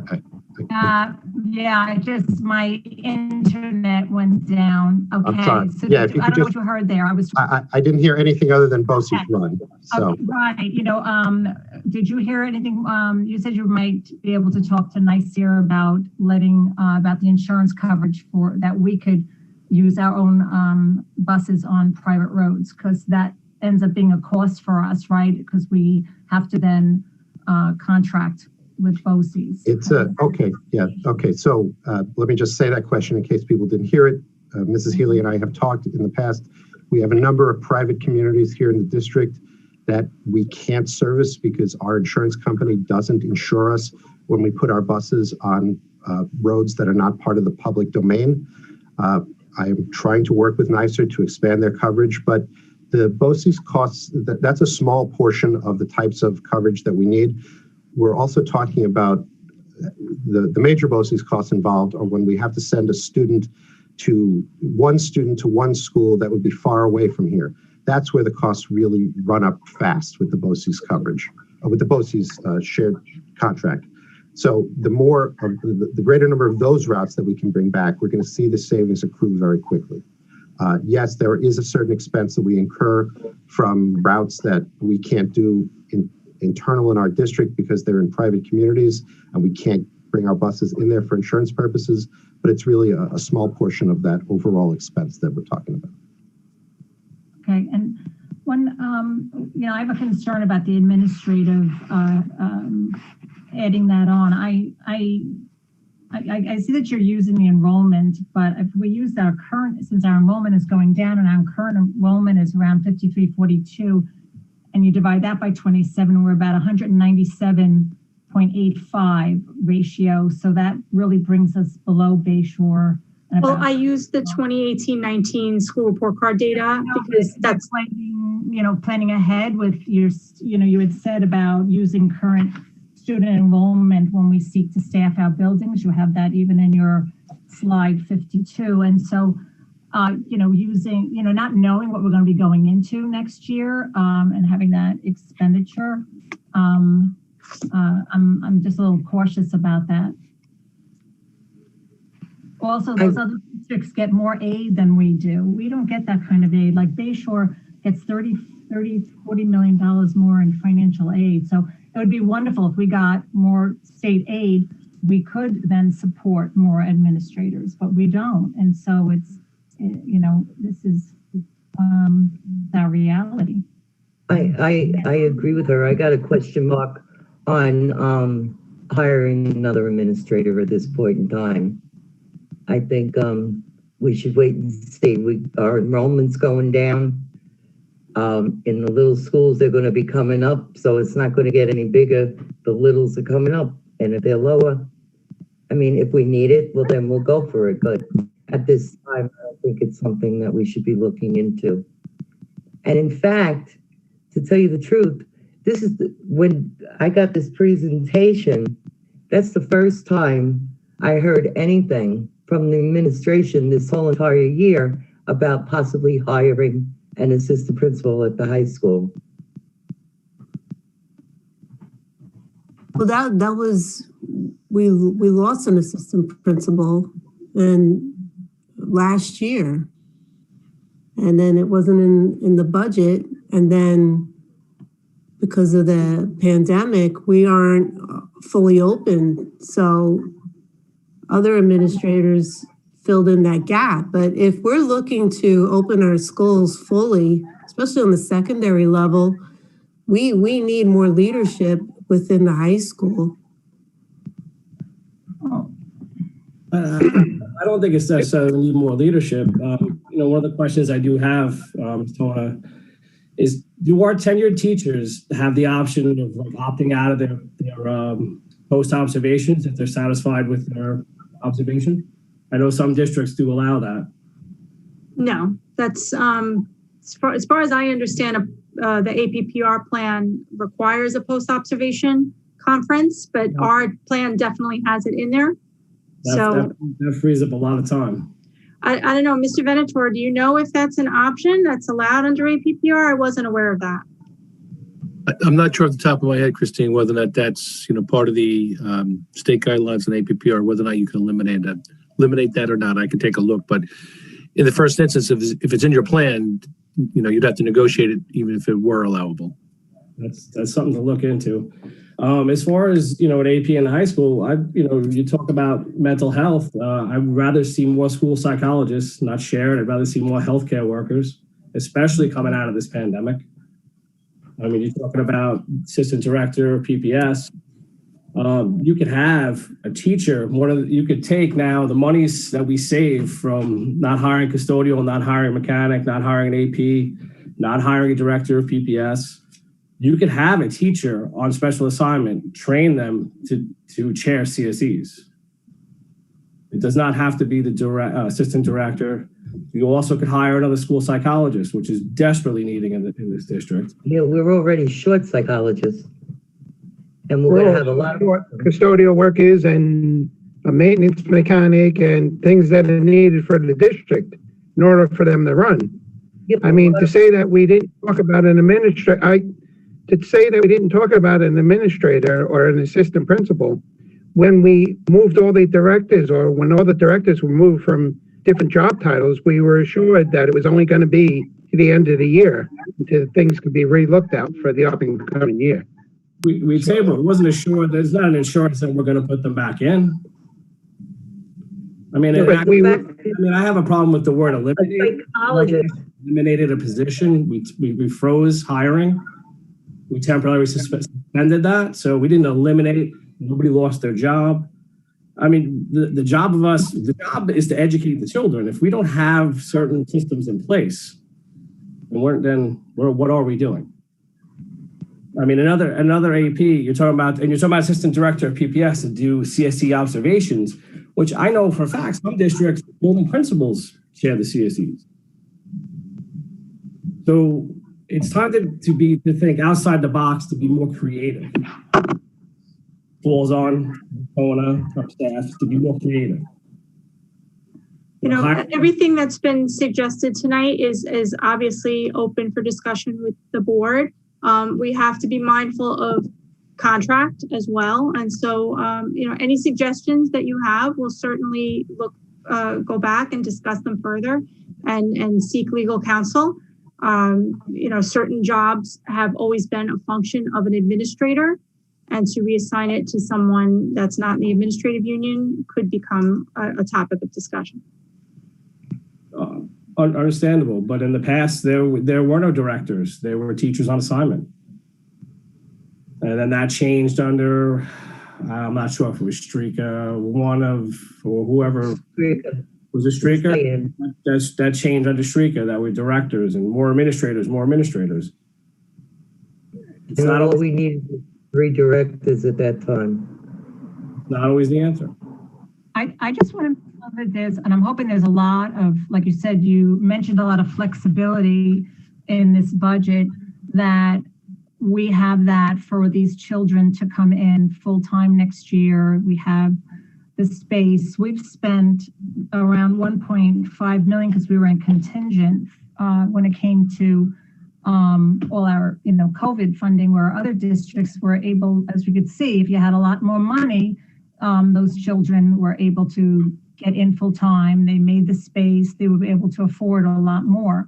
And that's what I want to make sure is that we have that money, because we don't know what this summer is going to bring. We don't know what the fall is going to look like. When you listen to a lot of the infectious disease, I was listening in with the Stony Brook pediatric infectious disease doctor when she was on the Newsday panel, and she was her forecast was that we would be looking a lot at the same situation, because a lot of the adults won't and young adults won't be vaccinated. So kind of figured, just up until December, January. And I know that when I, see what the other districts are doing, they are pretty much planning the same. They are doing the same COVID planning for the fall, and they're, putting that in their budget. So I know that we couldn't do that, but I want to make sure that we have funds available, so that we don't have to say no, that your kids can't go full time. We don't have the space. So we don't have the space. We went out for a bond to give a space that was desperately needing space, and we don't have it. Right, but it can be creative, where if we have to in some way. We can put kids in closets too, but I don't want to do that. No, but we could stagger schedules. Nobody said kids are going in a closet. Well, I don't know where we're going to find space. We put out a bond because we have no space in our buildings. But now all of a sudden, because COVID hit, we're going to find space? No, but we put out a bond that dealt more with athletics. And no, it didn't. It dealt with building space. Be honest. Mr. Dory, you don't have to yell at us. I don't know how much is coming across. Was a very small portion. Internet connection. You know that, Brian. You sat on the committee. I sat on the committee, yeah. And we wouldn't get rid of fairgrounds. We put 2 different bonds up. Right, but you sat on the committee. It was a very small portion, pal. Everyone is stepping all over each other. Please calm down. It's nice to be nice. Take our time. What I wanted to say is that we could stagger if we had to at the high school. I just want to know that we're not going to be in that predicament, and that we can be creative, and we can at least say that we will be able to get our kids in full time. That's the intent, and that we have the money for it. And so I understand a lot of these needs, but maybe we can, look at them again over, the summer and the fall. One thing you brought up, Christine, was is the substitute teachers and the amount. So is that why the students now are going into the auditorium when their teacher is out? That happens from time to time, yes, because we just don't have the substitute teachers. I think it was last Friday, there was quite a few teachers out at the high school. Not everybody has a free period and enough to cover the students. So we needed to use the auditorium from time to time. Okay, and but are you still going to offer the coverage for those teachers up at the high school so that if they can cover a class, will they be able to, instead of those kids having to be in the auditorium? We're balancing, we have to do coverages whether they're in the auditorium or in a classroom. There has to be a teacher in charge and multiple teachers depending on the number of students that need to be supervised. So you're saying there's a teacher in the auditorium? Yes, at least one. And, okay. Because I know there's, from what I see from the Treasury report, that we spent around $322,969 so far for substitute teachers. And last year, around this time, we spent over $500,000. So, you know, there's 200,000 there. I'm just saying, I understand where you have to here and there put them in the auditorium, but if we can, you know, I'd rather a teacher covering. I believe it's happened twice that they've been in the auditorium, but whenever they're in an alternate location for class, they're still logging into their Google Classroom to do the work. So there is a teacher present. It might not be their subject area teacher. The teacher has to be present. So instead of them being in a smaller classroom with the teachers and it's just their class, say the math class, and then there's a coverage with a substitute teacher. Okay, so well, no, because or covering teacher. Right. So here it's going to be maybe a couple of classes.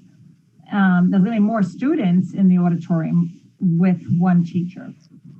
We're still not going to go more than a 30-to-1 ratio of teacher to student, students to teacher. So there'll only be like 30 students in the auditorium. Is that what you're saying? No, 30-to-1 ratio. So if we needed to put 60 students someplace because we had teachers absent, if we put 60 in the auditorium, there would have to be at least 2 teachers covering. We keep it at a 30-to-1 ratio, just like contractually, what's allowed in a classroom. So you're going to still offer coverage to those teachers we have to. And you will. And that's more of a backup that they're in the auditorium. So if a teacher says I can cover, I can do coverages today, you will give them that priority before putting them. Okay. Yes, it's a balance because if you have 3 classes that don't have a teacher and each one has 8 students, we could put all 24 students in the auditorium or in the auditorium with 1 staff member, with 1 teacher covering. Okay, because it's just started. It's only happened twice, I believe. Okay. You know, the ideal is for the teachers to be present in the classroom, and there are times that challenges happen, and the high school has to get creative on how they handle the coverages so that the students are supervised.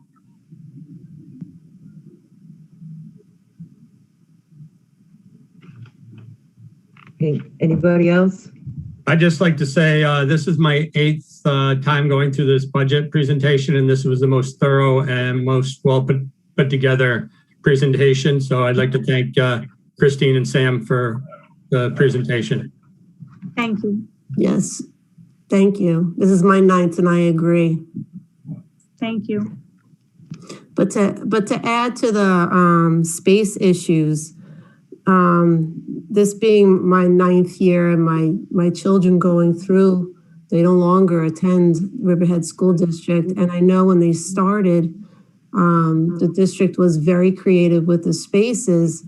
I don't want to go back to that where we're using book rooms as small class instruction, or sitting in the hallways for small class instruction, or doing physical therapy or whatever it may be on the school stage while lunch is going on. I just don't want to go back to those times where we're rolling in and out lunch tables from our auditorium so we can have all the kids have lunch at their time frame. I just don't want to go back to that. And I know we can get creative, but I don't think that's fair. Well, Ms. Tona, we discussed, at least in the secondary, changing schedules and having different bells and stuff because of the crowdedness, or having them either a block schedule or something similar to that. Is the middle school principal and the high school principal still in discussion with that? They speak all the time about scheduling ideas. The middle school seems to be in good shape because they do teaming. So the high school is beginning to, they've been exploring alternative ways of scheduling. They've gone to some training. Actually, we have a request to BOCES to get the trainer to come in and work with the high school administration on creative scheduling for next year. So, the conversation is definitely underway. And there will be some changes, but also looking at long-term, like what else can be done a year from now, 2 years from now. So it's a constant conversation as to what will be best for the students and how can we give the students as many opportunities as possible and keep them as safe as possible. Yes, because if it looks like, from what we've seen, our elementaries are going smaller and classrooms are getting smaller. So they're not, next year, that doesn't appear at this point in time anyway, that they're going to be overcrowded, but there's still a chance that our high school and our middle school will be. The biggest concern is at the high school. I wouldn't say the middle school, they're starting to experience decreasing enrollment as well. And they've got a pretty good handle with the teaming. Okay. Anybody else? Do we have any questions on the agenda items sitting on the side of the computer? Zoom? Yes, I have one. This is from Kathy Beresny. Additional period compensation for number 17 through 21 math teachers. Are the amounts being compensated for the 30-day period of 3/22 to 4/30 of 21 total, or is it per day? That's the total. For the entire time frame, it's the total compensation. Okay. How many days are these teachers working? Every school day within the range of dates. Okay. They're covering one period each. So instead of teaching 5, they'll teach a 6th class. So it's 5 days a week, 30 full days, or is it less than 30 days? I'd have to take the calendar out and count it based on any days off within the time. We're off for 5 days between March 22nd and April 30th. Okay. And how did you configure these amounts? The number of days between March 22nd and April 30th multiplied by each individual teacher's daily rate, which is based on their individual salaries. And we have a teacher that's out on leave. We exhausted all efforts to replace that teacher with a leave replacement or substitute.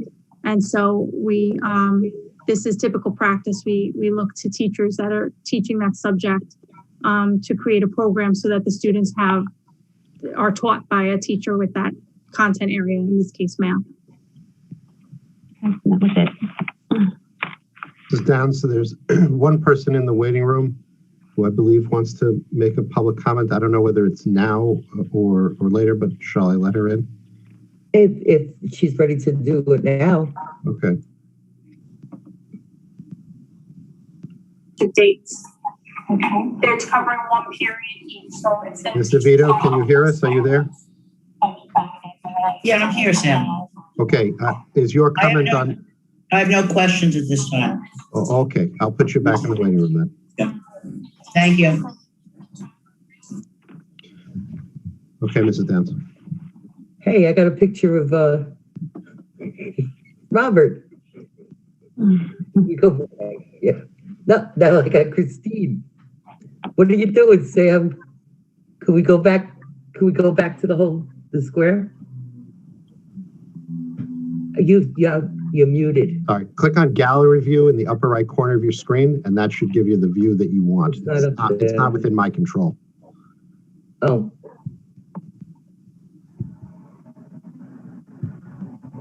There you go. All set? It did all by itself. Okay. So there's no more going on. No more questions? Everyone's copacetic? Okay, moving on to consent agenda. I need a motion. I'll make a motion. Thank you. Could I have a second? Second. Thank you. This we're going to have to go through one by one. Mr. Dorr? Yes. Dr. Koukounis? Yes. Mr. Connolly? Yes. Mr. Wallace? Yes. Virginia? Yes. Karen Park. Join the meeting. Who's joining the meeting? Karen Park. Therese? You vote? Yes. And I'm yes also. Okay, with that, we're moving on to old business, which is our conversation on a secondary cohort instruction. This is where we get to talk about barriers and how we're bringing the kids back. So who would like to start off the discussion?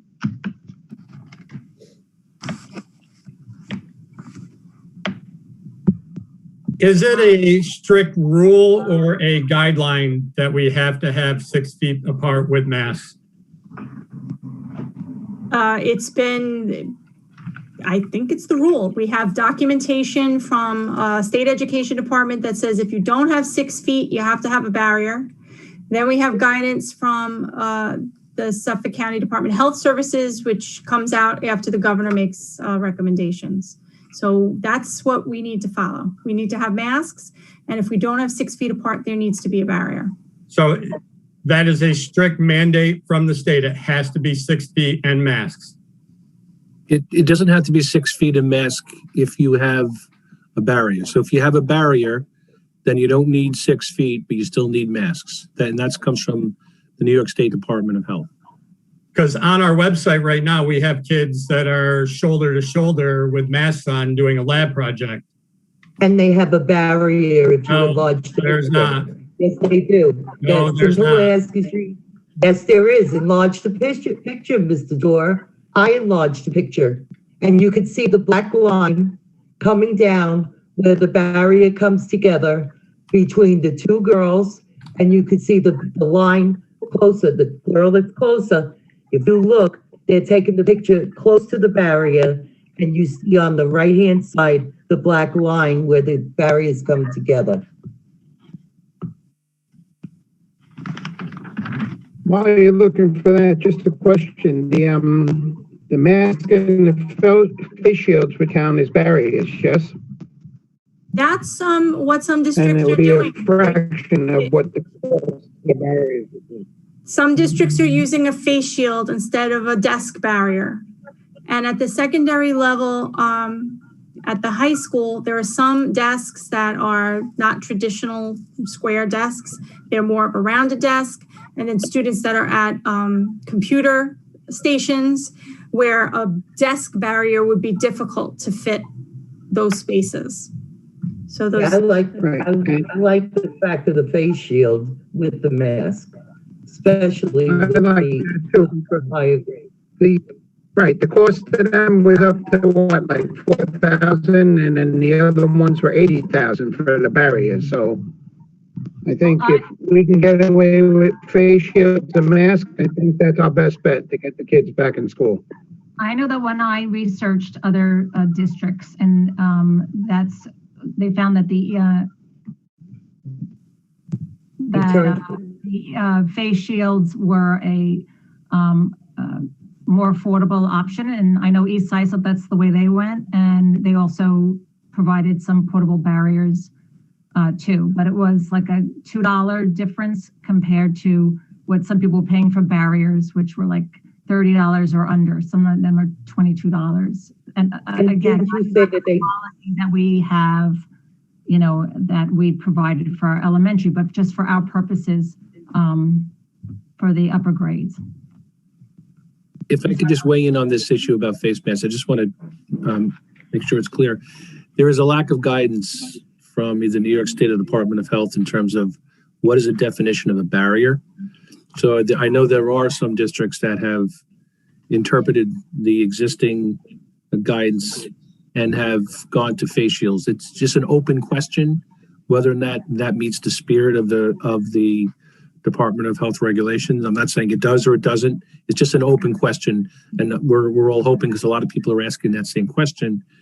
Is it permissible to have a face shield as opposed to, you know, a larger shield that could be tough to mount to certain desks? So it's an open issue, but there are districts that are taking that more aggressive position. Well, a lot of these districts have been using it already. While we were still buying barriers, they were already using face shields, and nothing has happened to them. Nobody came down on them. I personally, that's where I'm going. We Can also you have to explain discuss the face shields, where the student have to get a new one every single day, every class, or are they, each student is provided one and then they bring it with them whenever they come to school? Yeah, each student will be provided one. I mean, if it's about 5,400 for every student to have one, we're looking at about 8 weeks, 10 weeks left. If the board wanted to authorize enough for two per student, and we can hold the extra set in case it's needed. But they would have to wear it, and we would have them bring it home and bring it back, because we don't have a place that would be able to keep them so that the students could easily pick them up every morning. and they still have to wear their mask with it. Their cloth mask. My personal view is we should buy double. You're gonna have kids that are they forget their uniforms at home. They forget their Chromebook at home. They forget certain things at home. So they're gonna forget their face shield. So my personal opinion is that we should at least do double. It's still less than $81,000. Sure it is. Absolutely. Next question, how are we gonna do lunch? They would be able to sit closer together. They'd be less than 6 feet apart. The only way that we can do lunch is if the students are less than 6 feet apart. But they could take the cloth mask off and leave the face shield on, and it provides additional coverage. And that would at least allow them to come back the 4 days. Like if we weren't on contingent, then we could, we could go for, say, the portable barriers, which I heard is just another thing to carry. I mean, I know Rocky Point for their upper, for the high school, they actually keep the barriers at the desk, but I don't understand that because it's different kids going behind the barrier. So, but for our situation, this is just a more affordable option. And I'm sure they're not, from what I gathered from, listening in on other Board of Ed meetings, and they were honest, asking the kids, most of them, nobody really likes walking around in a face mask, but they didn't enjoy walking around with the portable barriers. And just like nobody enjoys wearing a mask all day, but that's our reality to get them to those that want to get back in. How much would that cost about, were you thinking, Christine, for if we about $5,400 for one shield for each of the students that are currently in as hybrid students, assuming they all wanted to come back for 4 days. $5,400. $5,400. For one per student. How soon can we get them? I think the face shields are 2 to 3 weeks. We don't have Amazon Prime. We can get it next day. Right. I don't think we'll be able to get that many. I got school districts that are saying they could get it in 10 days. If we can get it in 10 days, we'll get it in 10 days. So, you know, 2 weeks. That's about 2 weeks. once the board makes a decision, you know, first thing tomorrow morning, we'll reach out to vendors and see who would be the fastest. Hey, Chris, we can plan a road trip and pick them up.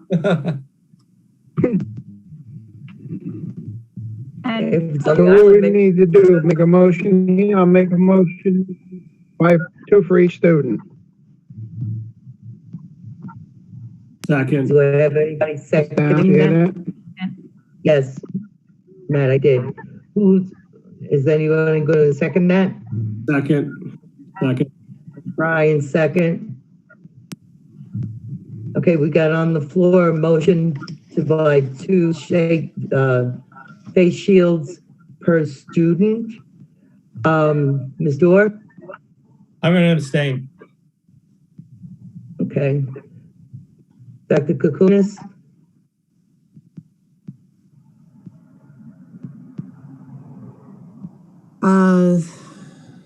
I just have other concerns about going full time. I'm for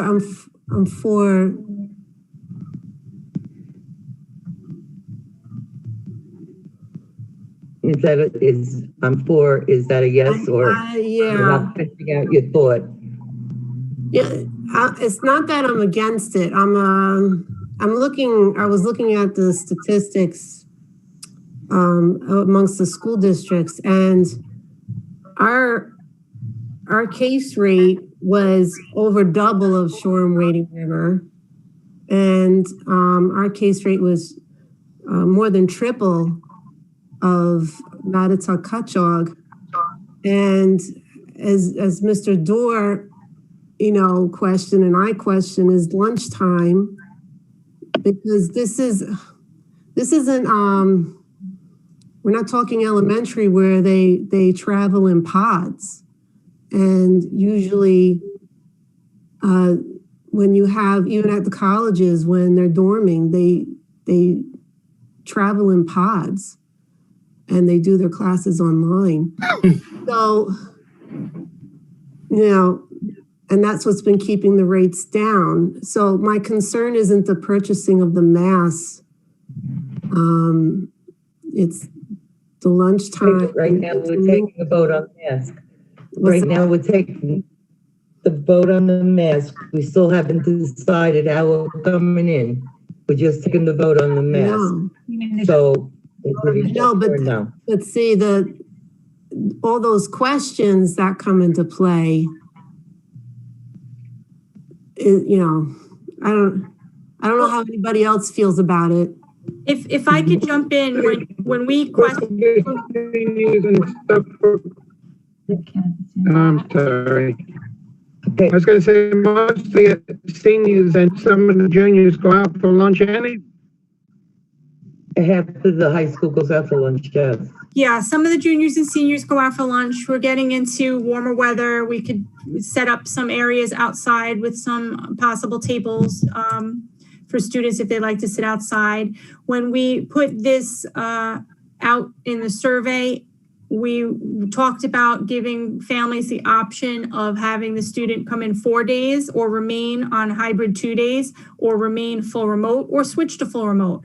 Because if the high school teachers and the middle school teachers are still doing live synchronous instruction because they have the full remote kids on their roster, so they still need to do that, it would give some flexibility. If families don't feel comfortable coming in 4 days, they could still stay with a 2 day, and that may lessen the number of students that are in on any given day. It depends on the period and the class, because, you know, when we walk around the high school, yes, there are some classes, some periods that I find 3 or 5 kids, and then there are others that I find 12 or 14. So, you know, every period and every class is different depending on the kids' schedules.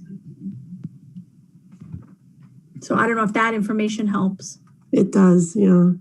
I just didn't, I wanted to express my concern before, you know, it's been a tough time. Okay. I'm for the expenditure. Okay. Thank you, Sue. Mr. Connolly, Yes. Mr. Wallace, Yes. Mrs. Healy, Yes. Ms. Howsey, Yes. and myself is a yes. That's a pass.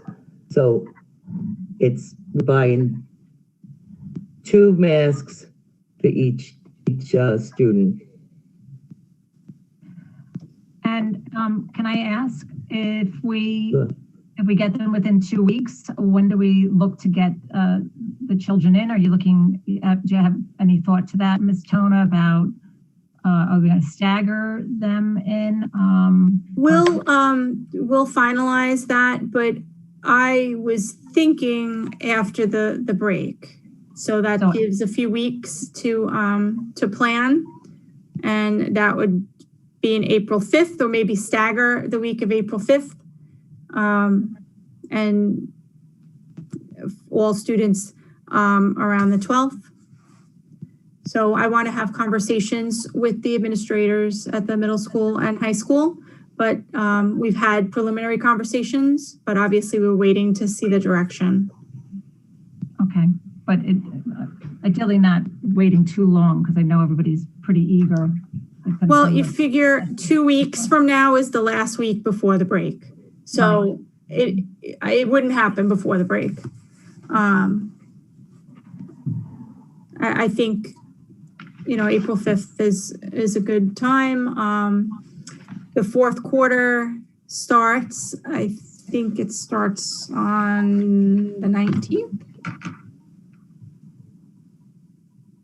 So I don't know if we want to wait that long. No, I know personally, I know, but ideally would love to get them in right after No, the the break. sooner the better. 4 days.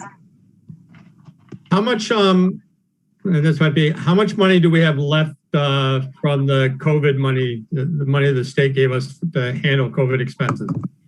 We got a bunch, right? We got over $1 million, or $1 million, close to $1 million. We have $923 available out of the CARES Act money that wasn't spent yet. Only $923? Yeah, everything else is encumbered. We can look and see if any of the encumbrances aren't going to come to fruition. And if that's the case, we can release those purchase orders and then reallocate. But from my understanding, it's encumbered. Okay. Look, it's imperative we get these kids in. It's way too long. The kids definitely need to come in. I can't wait. I think it's very exciting.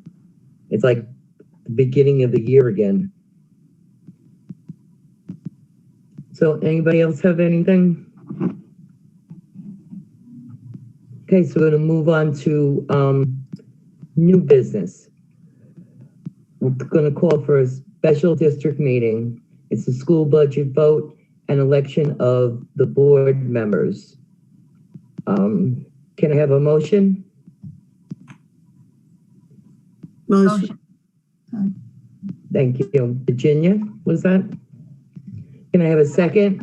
I'll second. Thank you. Any questions, cares, or concerns? Okay, Mr. Doer? Yes. Dr. Kukunis? Yes. Mr. Connolly? Yes. Mr. Wallace? Yes. Ms. Healy? Yes. Ms. Zahowski? Yes. And myself is a yes. Motion passes. Approval of repair reserve appropriation. This is this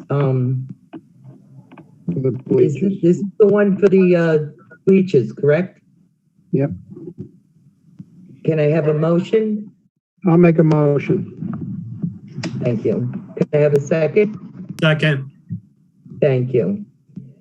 Mr. Gore? Yes. Dr. Kukunis? Yes. Mr. Connolly? Yes. Ms. Healy, Yes. Ms. Zahowski. My whole screen just froze. Did she say yes? Yeah. Okay, and myself is a yes. Yeah. Yes. So the approval of the repair goes through. Approval of intermunicipality agreement. This is the agreement for the students' transportation between Riverhead Central School District and the Mattituck Cutchogue Union Free School District. Can I have a motion? Motion. Thank you, Mr. Wallace. Can I have a second? I'll second. Thank you, Dr. Kukunis. Mr. Dorr? Yes. Dr. Kukunis? Yes. Mr. Connolly? Yes. Mr. Wallace? Yes. Ms. Healy? Yes. Ms. Zahowski? Yes. And myself is a yes. Passes.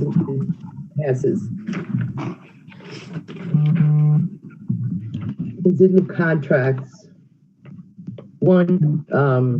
Number one is a bid for lumber and building materials.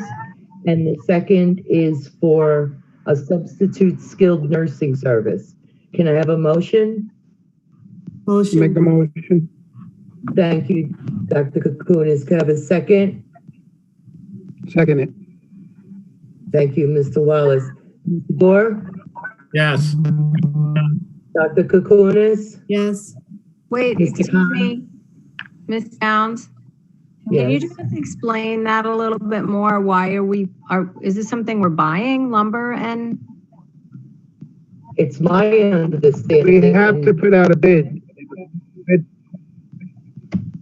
I'm It's sorry. my understanding, and Sam, you can correct me if I'm wrong. This is a bid for lumber that we're not going to use right now, but if something where we need lumber, they're there.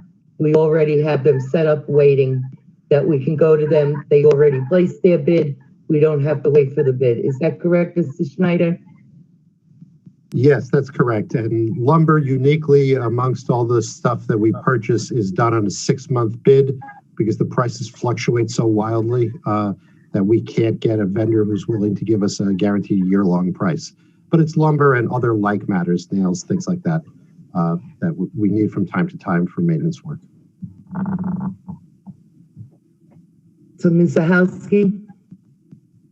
Yes. Okay. And myself is a yes. That passes. Authorization of development discussions. And I'm going to read one. I have two, but they're both the same, and I'll explain at the end. One is for Southampton, and one is for Calverton and Brookhaven. This is whereas the Board of Education of the Riverhead Central School District wishes to express its concern about potential development within the district boundaries that could result in the influx of students to the district. And whereas the Board of Education of Riverhead Central School District firmly believes in its mission to educate all children, all students who reside within the district. And whereas the Board of Education of Riverhead Central School District takes note of increased demands for instructional space in each of our district's 7 buildings.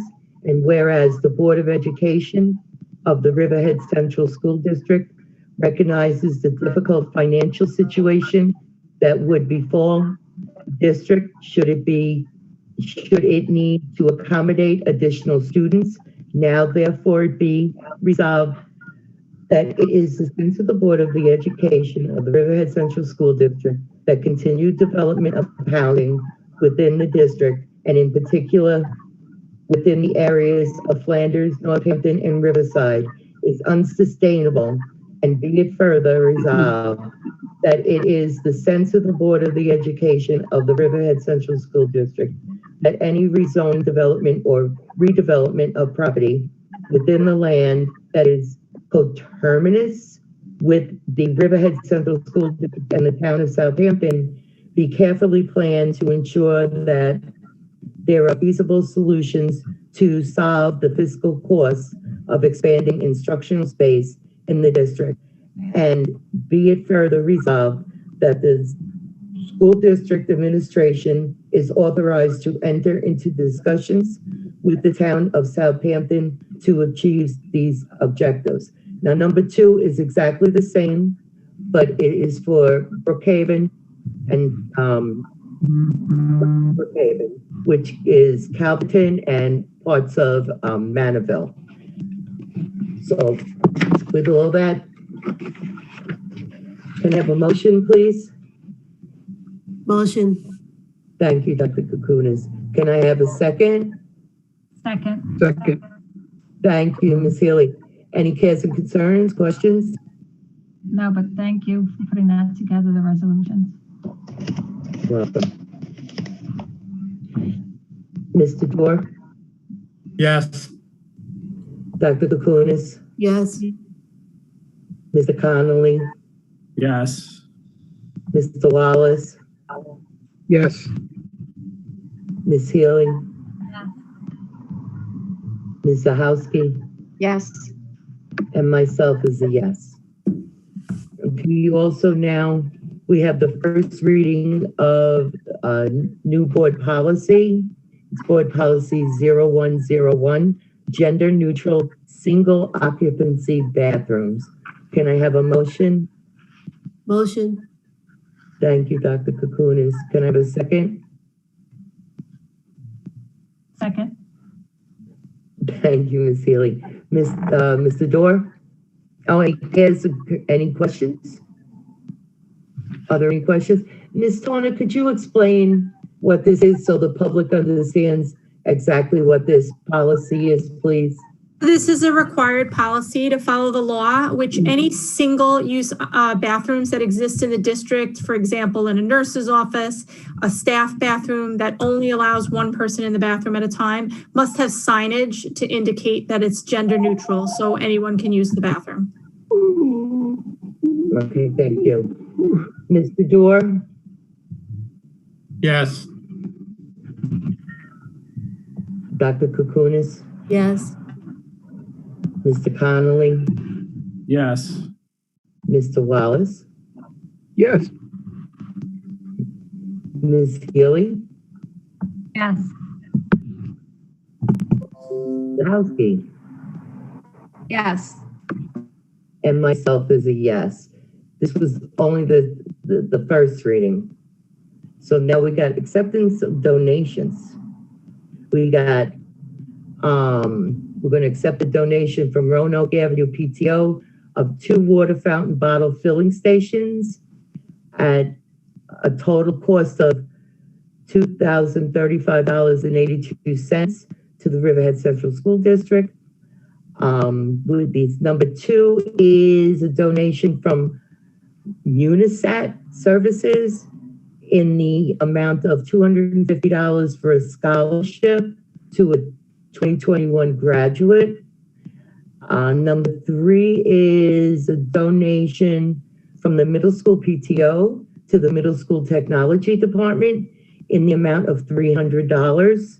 Number 4 is donation from the middle school PTO from the Great Heart Challenge to the middle school extra classroom activity account for snacks for the students in the amount of $298. Thank you, everyone. Thank you. Can I have a motion, please? Anybody? Any cares or concerns, questions?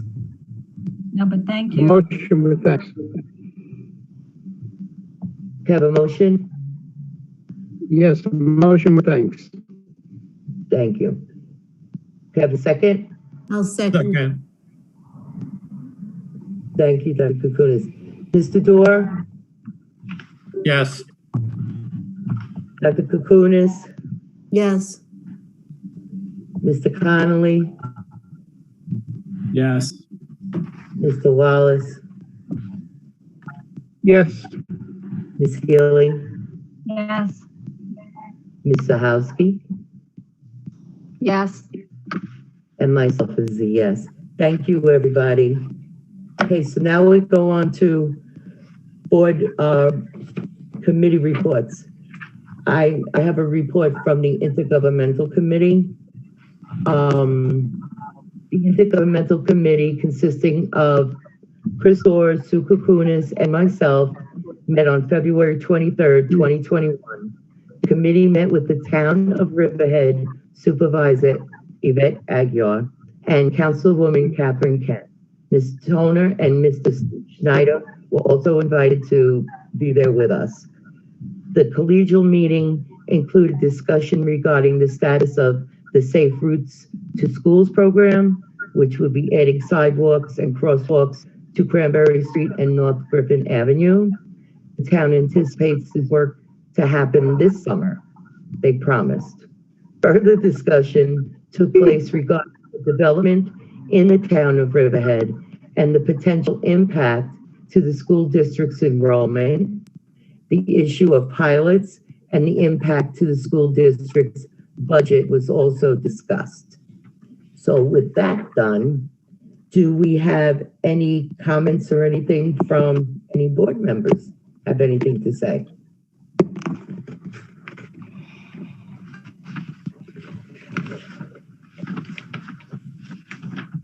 Okie dokie.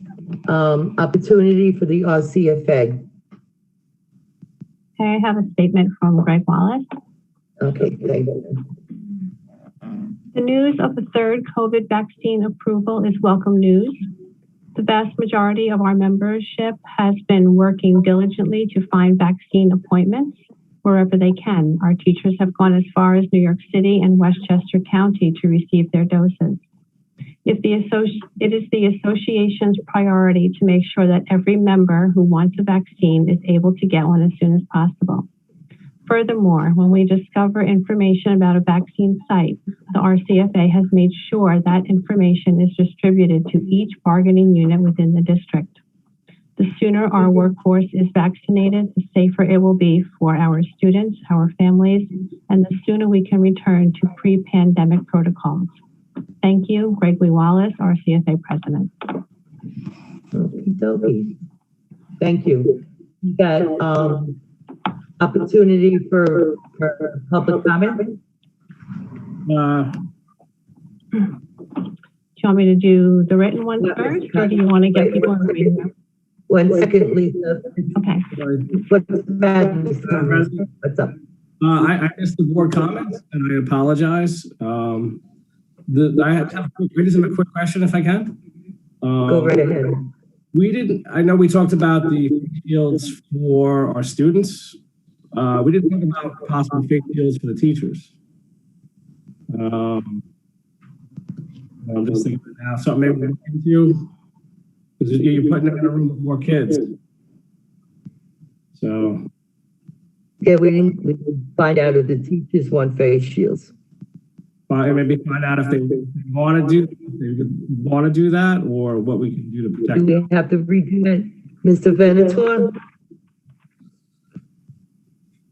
Question, Ms. Downs? Yes, Mr. Connolly said that we forgot to put the teachers in when we were doing the math.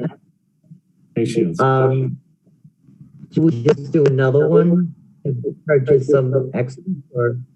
Yeah, I mean, you could. I guess the only difficulty in terms of determining how many shields you want to buy, is the question of how many teachers want to use shields.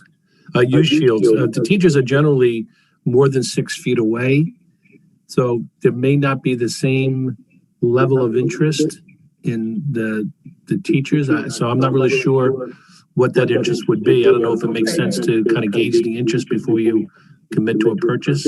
Again, that's a board decision. Okay, thank you. Ms. Toner, could you spread it around town? Yeah, I'll find out. And if the board authorized up to 2 shields per student, then at the next meeting, if there's a need for additional face shields, you could possibly take a vote at that point to expend more. Yeah, I mean, if some wanted them right away and we can get them before, can we use the second one for staff? Right, yeah, that's what I'm thinking. And then if we need more, I'll let you know. And then if you need to take another vote to authorize that at the 23rd meeting. Awesome. Thank you very much. Sorry about that, guys. Sorry I missed the board comments. I must have had a weird moment. Okay. Miss Lisa, you said you have some, Yes, you I have have a some few. email comments? I have a few, yeah. Okay. The first one was sent in by Leopold Montagna, I'm sorry. As a senior citizen, a war veteran, and a father of 6 children, I believe that our country's democracy and system of justice is being torn apart by the inability of Americans to distinguish the difference between facts, fiction, and opinion. I also believe, as I am certain you all believe, that the fundamental purpose of education is to teach students to think without question. Failure to accomplish that goal will put the future of our country in danger. With that in mind, I would like to propose that our school board seriously consider making a critically important addition to the curriculum presently being taught in the Riverhead schools. We might not be able to teach old dogs new tricks, but we should be able to educate our children to make things better in the future.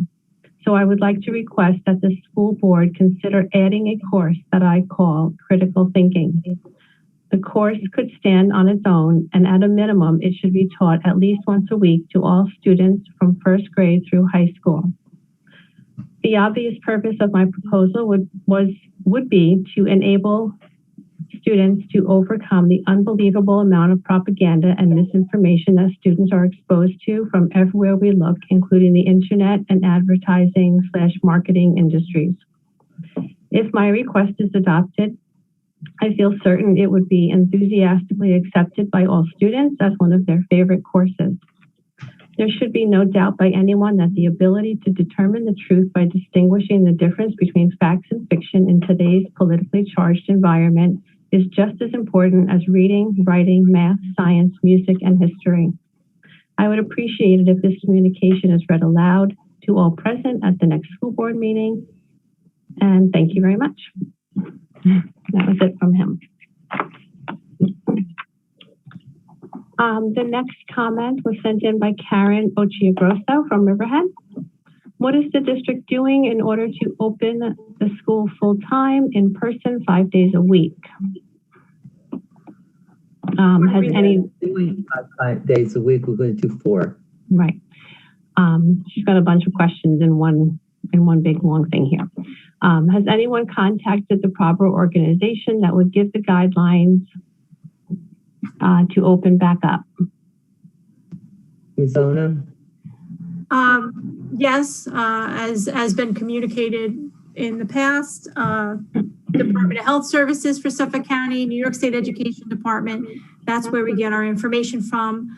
Any updates that are determined are shared with school districts. So all the school districts have the same information.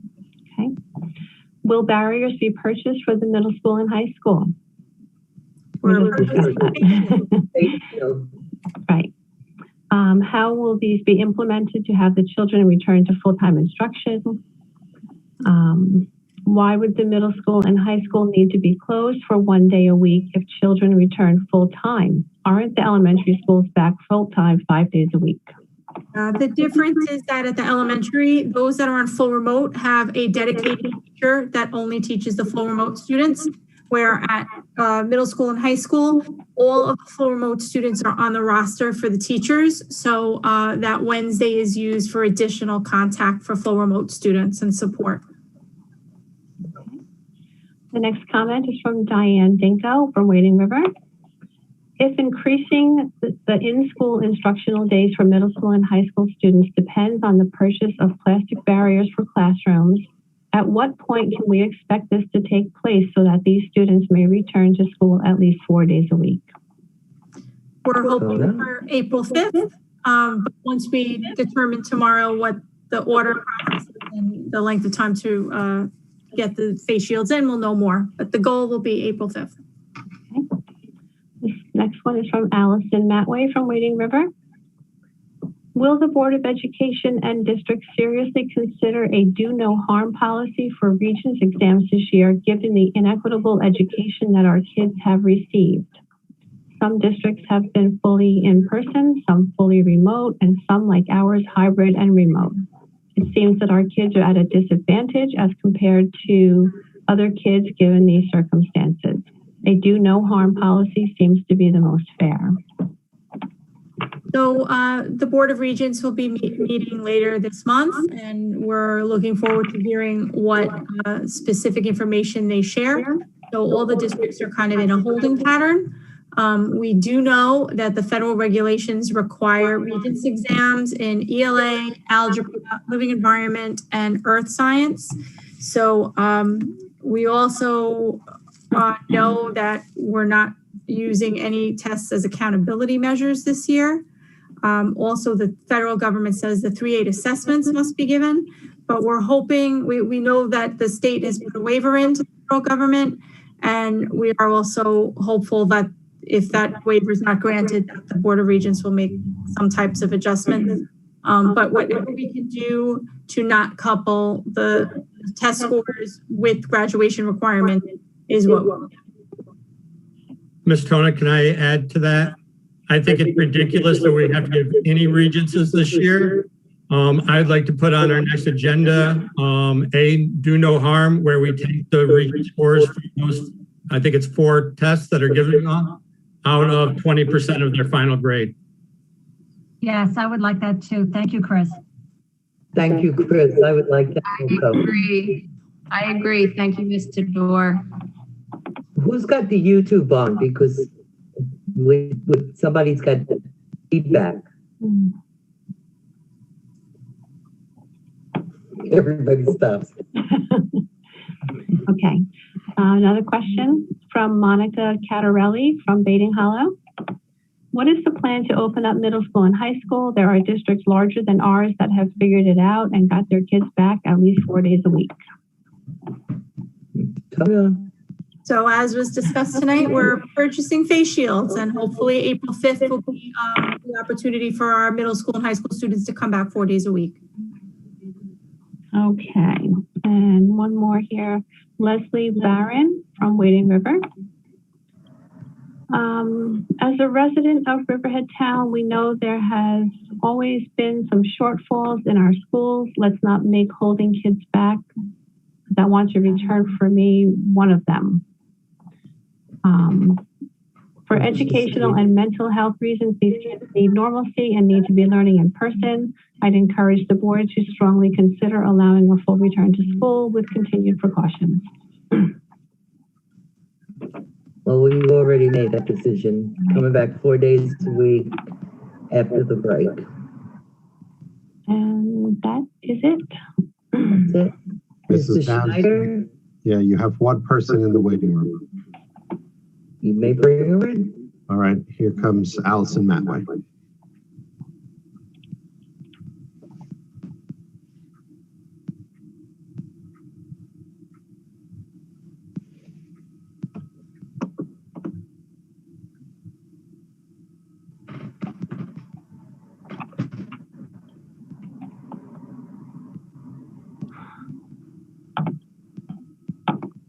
Doesn't appear that the audio is connecting.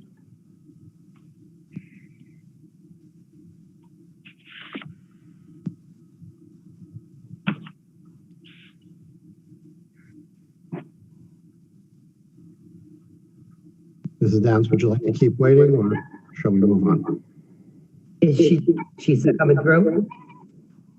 She's connected in some of it, but not with audio, so I don't think she'll be able to speak.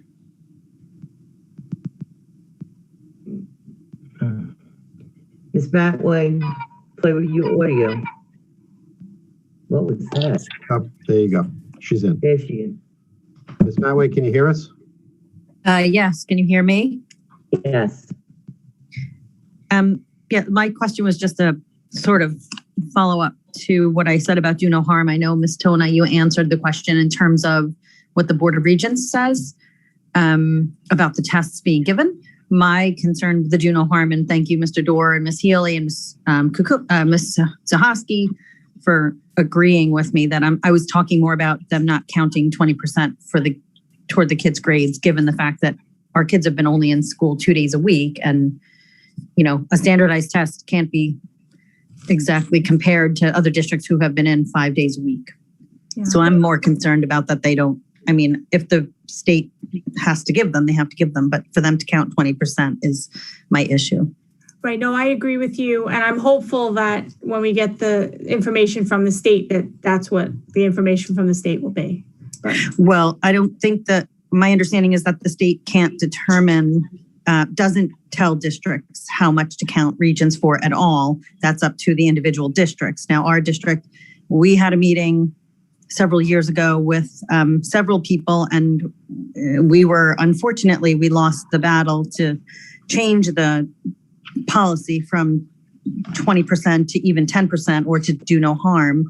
So my big concern is to, have the district say, we're not going to count these regions as 20% of these kids' grades because they haven't been in school. If you compare them to 3 Village, let's say, who have been in 5 days a week since September, how are those scores fair? And then our kids are, again, then, held accountable and maybe have lower grades on them because of that. Exactly.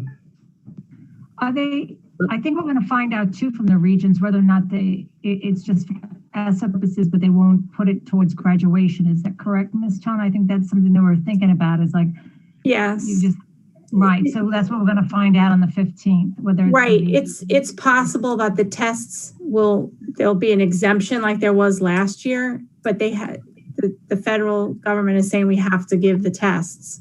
But so it'd be interesting to see what comes out of the Board of Regents meeting, because if they allow exemptions, I don't know how many students will want to sit for the test. So. Right, because you can refuse it just like you would for the lower grades. And well, first of all, I'm in agreement with Allison. We were able to get it for the students with disabilities in the ELL that there was a do no harm. But, I know that'd be something that I would be, would hope that the policy committee would look at for our district, just for the future. But I have another question, and hopefully it'll get answered. But the state has department-approved alternative examinations to meet requirements for the local and regions diploma, and I'm wondering whether those would count for ESSA purposes. I'm not sure, because like, for example, if you were to take the students that take AP or had taken the AP ELA, so that they've already had, would that satisfy that requirement for ESSA? Just thinking about this year, just being able to reduce wherever we could those extra tests for students. So if there are those students that are taking AP exams, that it would count for those purposes. I'm just wondering. Yes, you can. AP exams are one of the allowable exams in lieu of a Regents. Typically, they're more difficult, so the students still take the Regents exam because it is more helpful to them in their grade point average. I think once we get more information from the Board of Regents, and then I would assume that we would have to do a resolution for this year to circumvent what the policy currently says. So the Intergovernmental Committee is going to meet next week, and then I anticipate another meeting of the Intergovernmental Committee before year end. So if we don't have the resolution ready for the 23rd, we can certainly have it ready, or we could just prepare it and I could share it with the board ahead of time and or with the Intergovernmental Committee to take a look at, and then put it on. Christina, I just want to add that, another option in terms of if this is the way the board wants to go, you can adopt a resolution to suspend a policy for a particular time period. So if you wanted to, move on this quickly, I know another district is doing the same thing, where they're going to be adopting a resolution suspending their policy for this particular, balance of the school year for purposes of how much the Regents counts if, towards a final grade. So you can just suspend your policy with respect to that particular item, and you can do that, on one resolution, one board meeting, if that's the will of the board.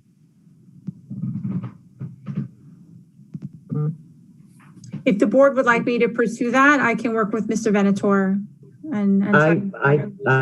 I agree. Go for it. I would like that also. We can do that. Right? Yep. Thank you. Anything else? Madam President? Wait, Go ahead, Sam. I didn't mean to- sorry, there's one more person in the waiting room who just joined. Okay. Oh, okay. No, they've left the waiting room. I apologize for the interruption. No, not at all. If I can, I just wanted to ask if it's possible by next meeting to maybe have an update, maybe in regards to prom, graduation, also the Latin program. I know Mr. Dorr brought up American Sign Language. I think it would be a wonderful idea, especially for our special ed kids, to have a language requirement, where we are with that and the progress. And I know the Chinese was brought up also as a possibility, or different German, different languages. Just if maybe we could have some sort of update on that, maybe next meeting or by April, would be wonderful. Sure. Thank you. Is that it? Well, could I have a motion to adjourn? Motion. Second. Can I have a second? Yes, please. Thank you, Mr. Wallace. Mr. Dorr, Yes. Dr. Kokonis, Yes. Mr. Conley, Yes, and I just want to say thank you to everyone again for doing this Zoom meeting. Reason we did the Zoom meeting is my whole family came down with COVID. Everybody's doing great. And I know Zoom is tough to do. It's tough for everyone. But again, really do appreciate it. you're welcome. Mr. Wallace, Yes. Ms. Healy, Yes. Ms. Zuhowski, Yes. and myself is a yes. Okie dokie, people. That's all she wrote tonight. You have a good night. Good night, Stay safe. everybody. You too. See you in a couple of weeks.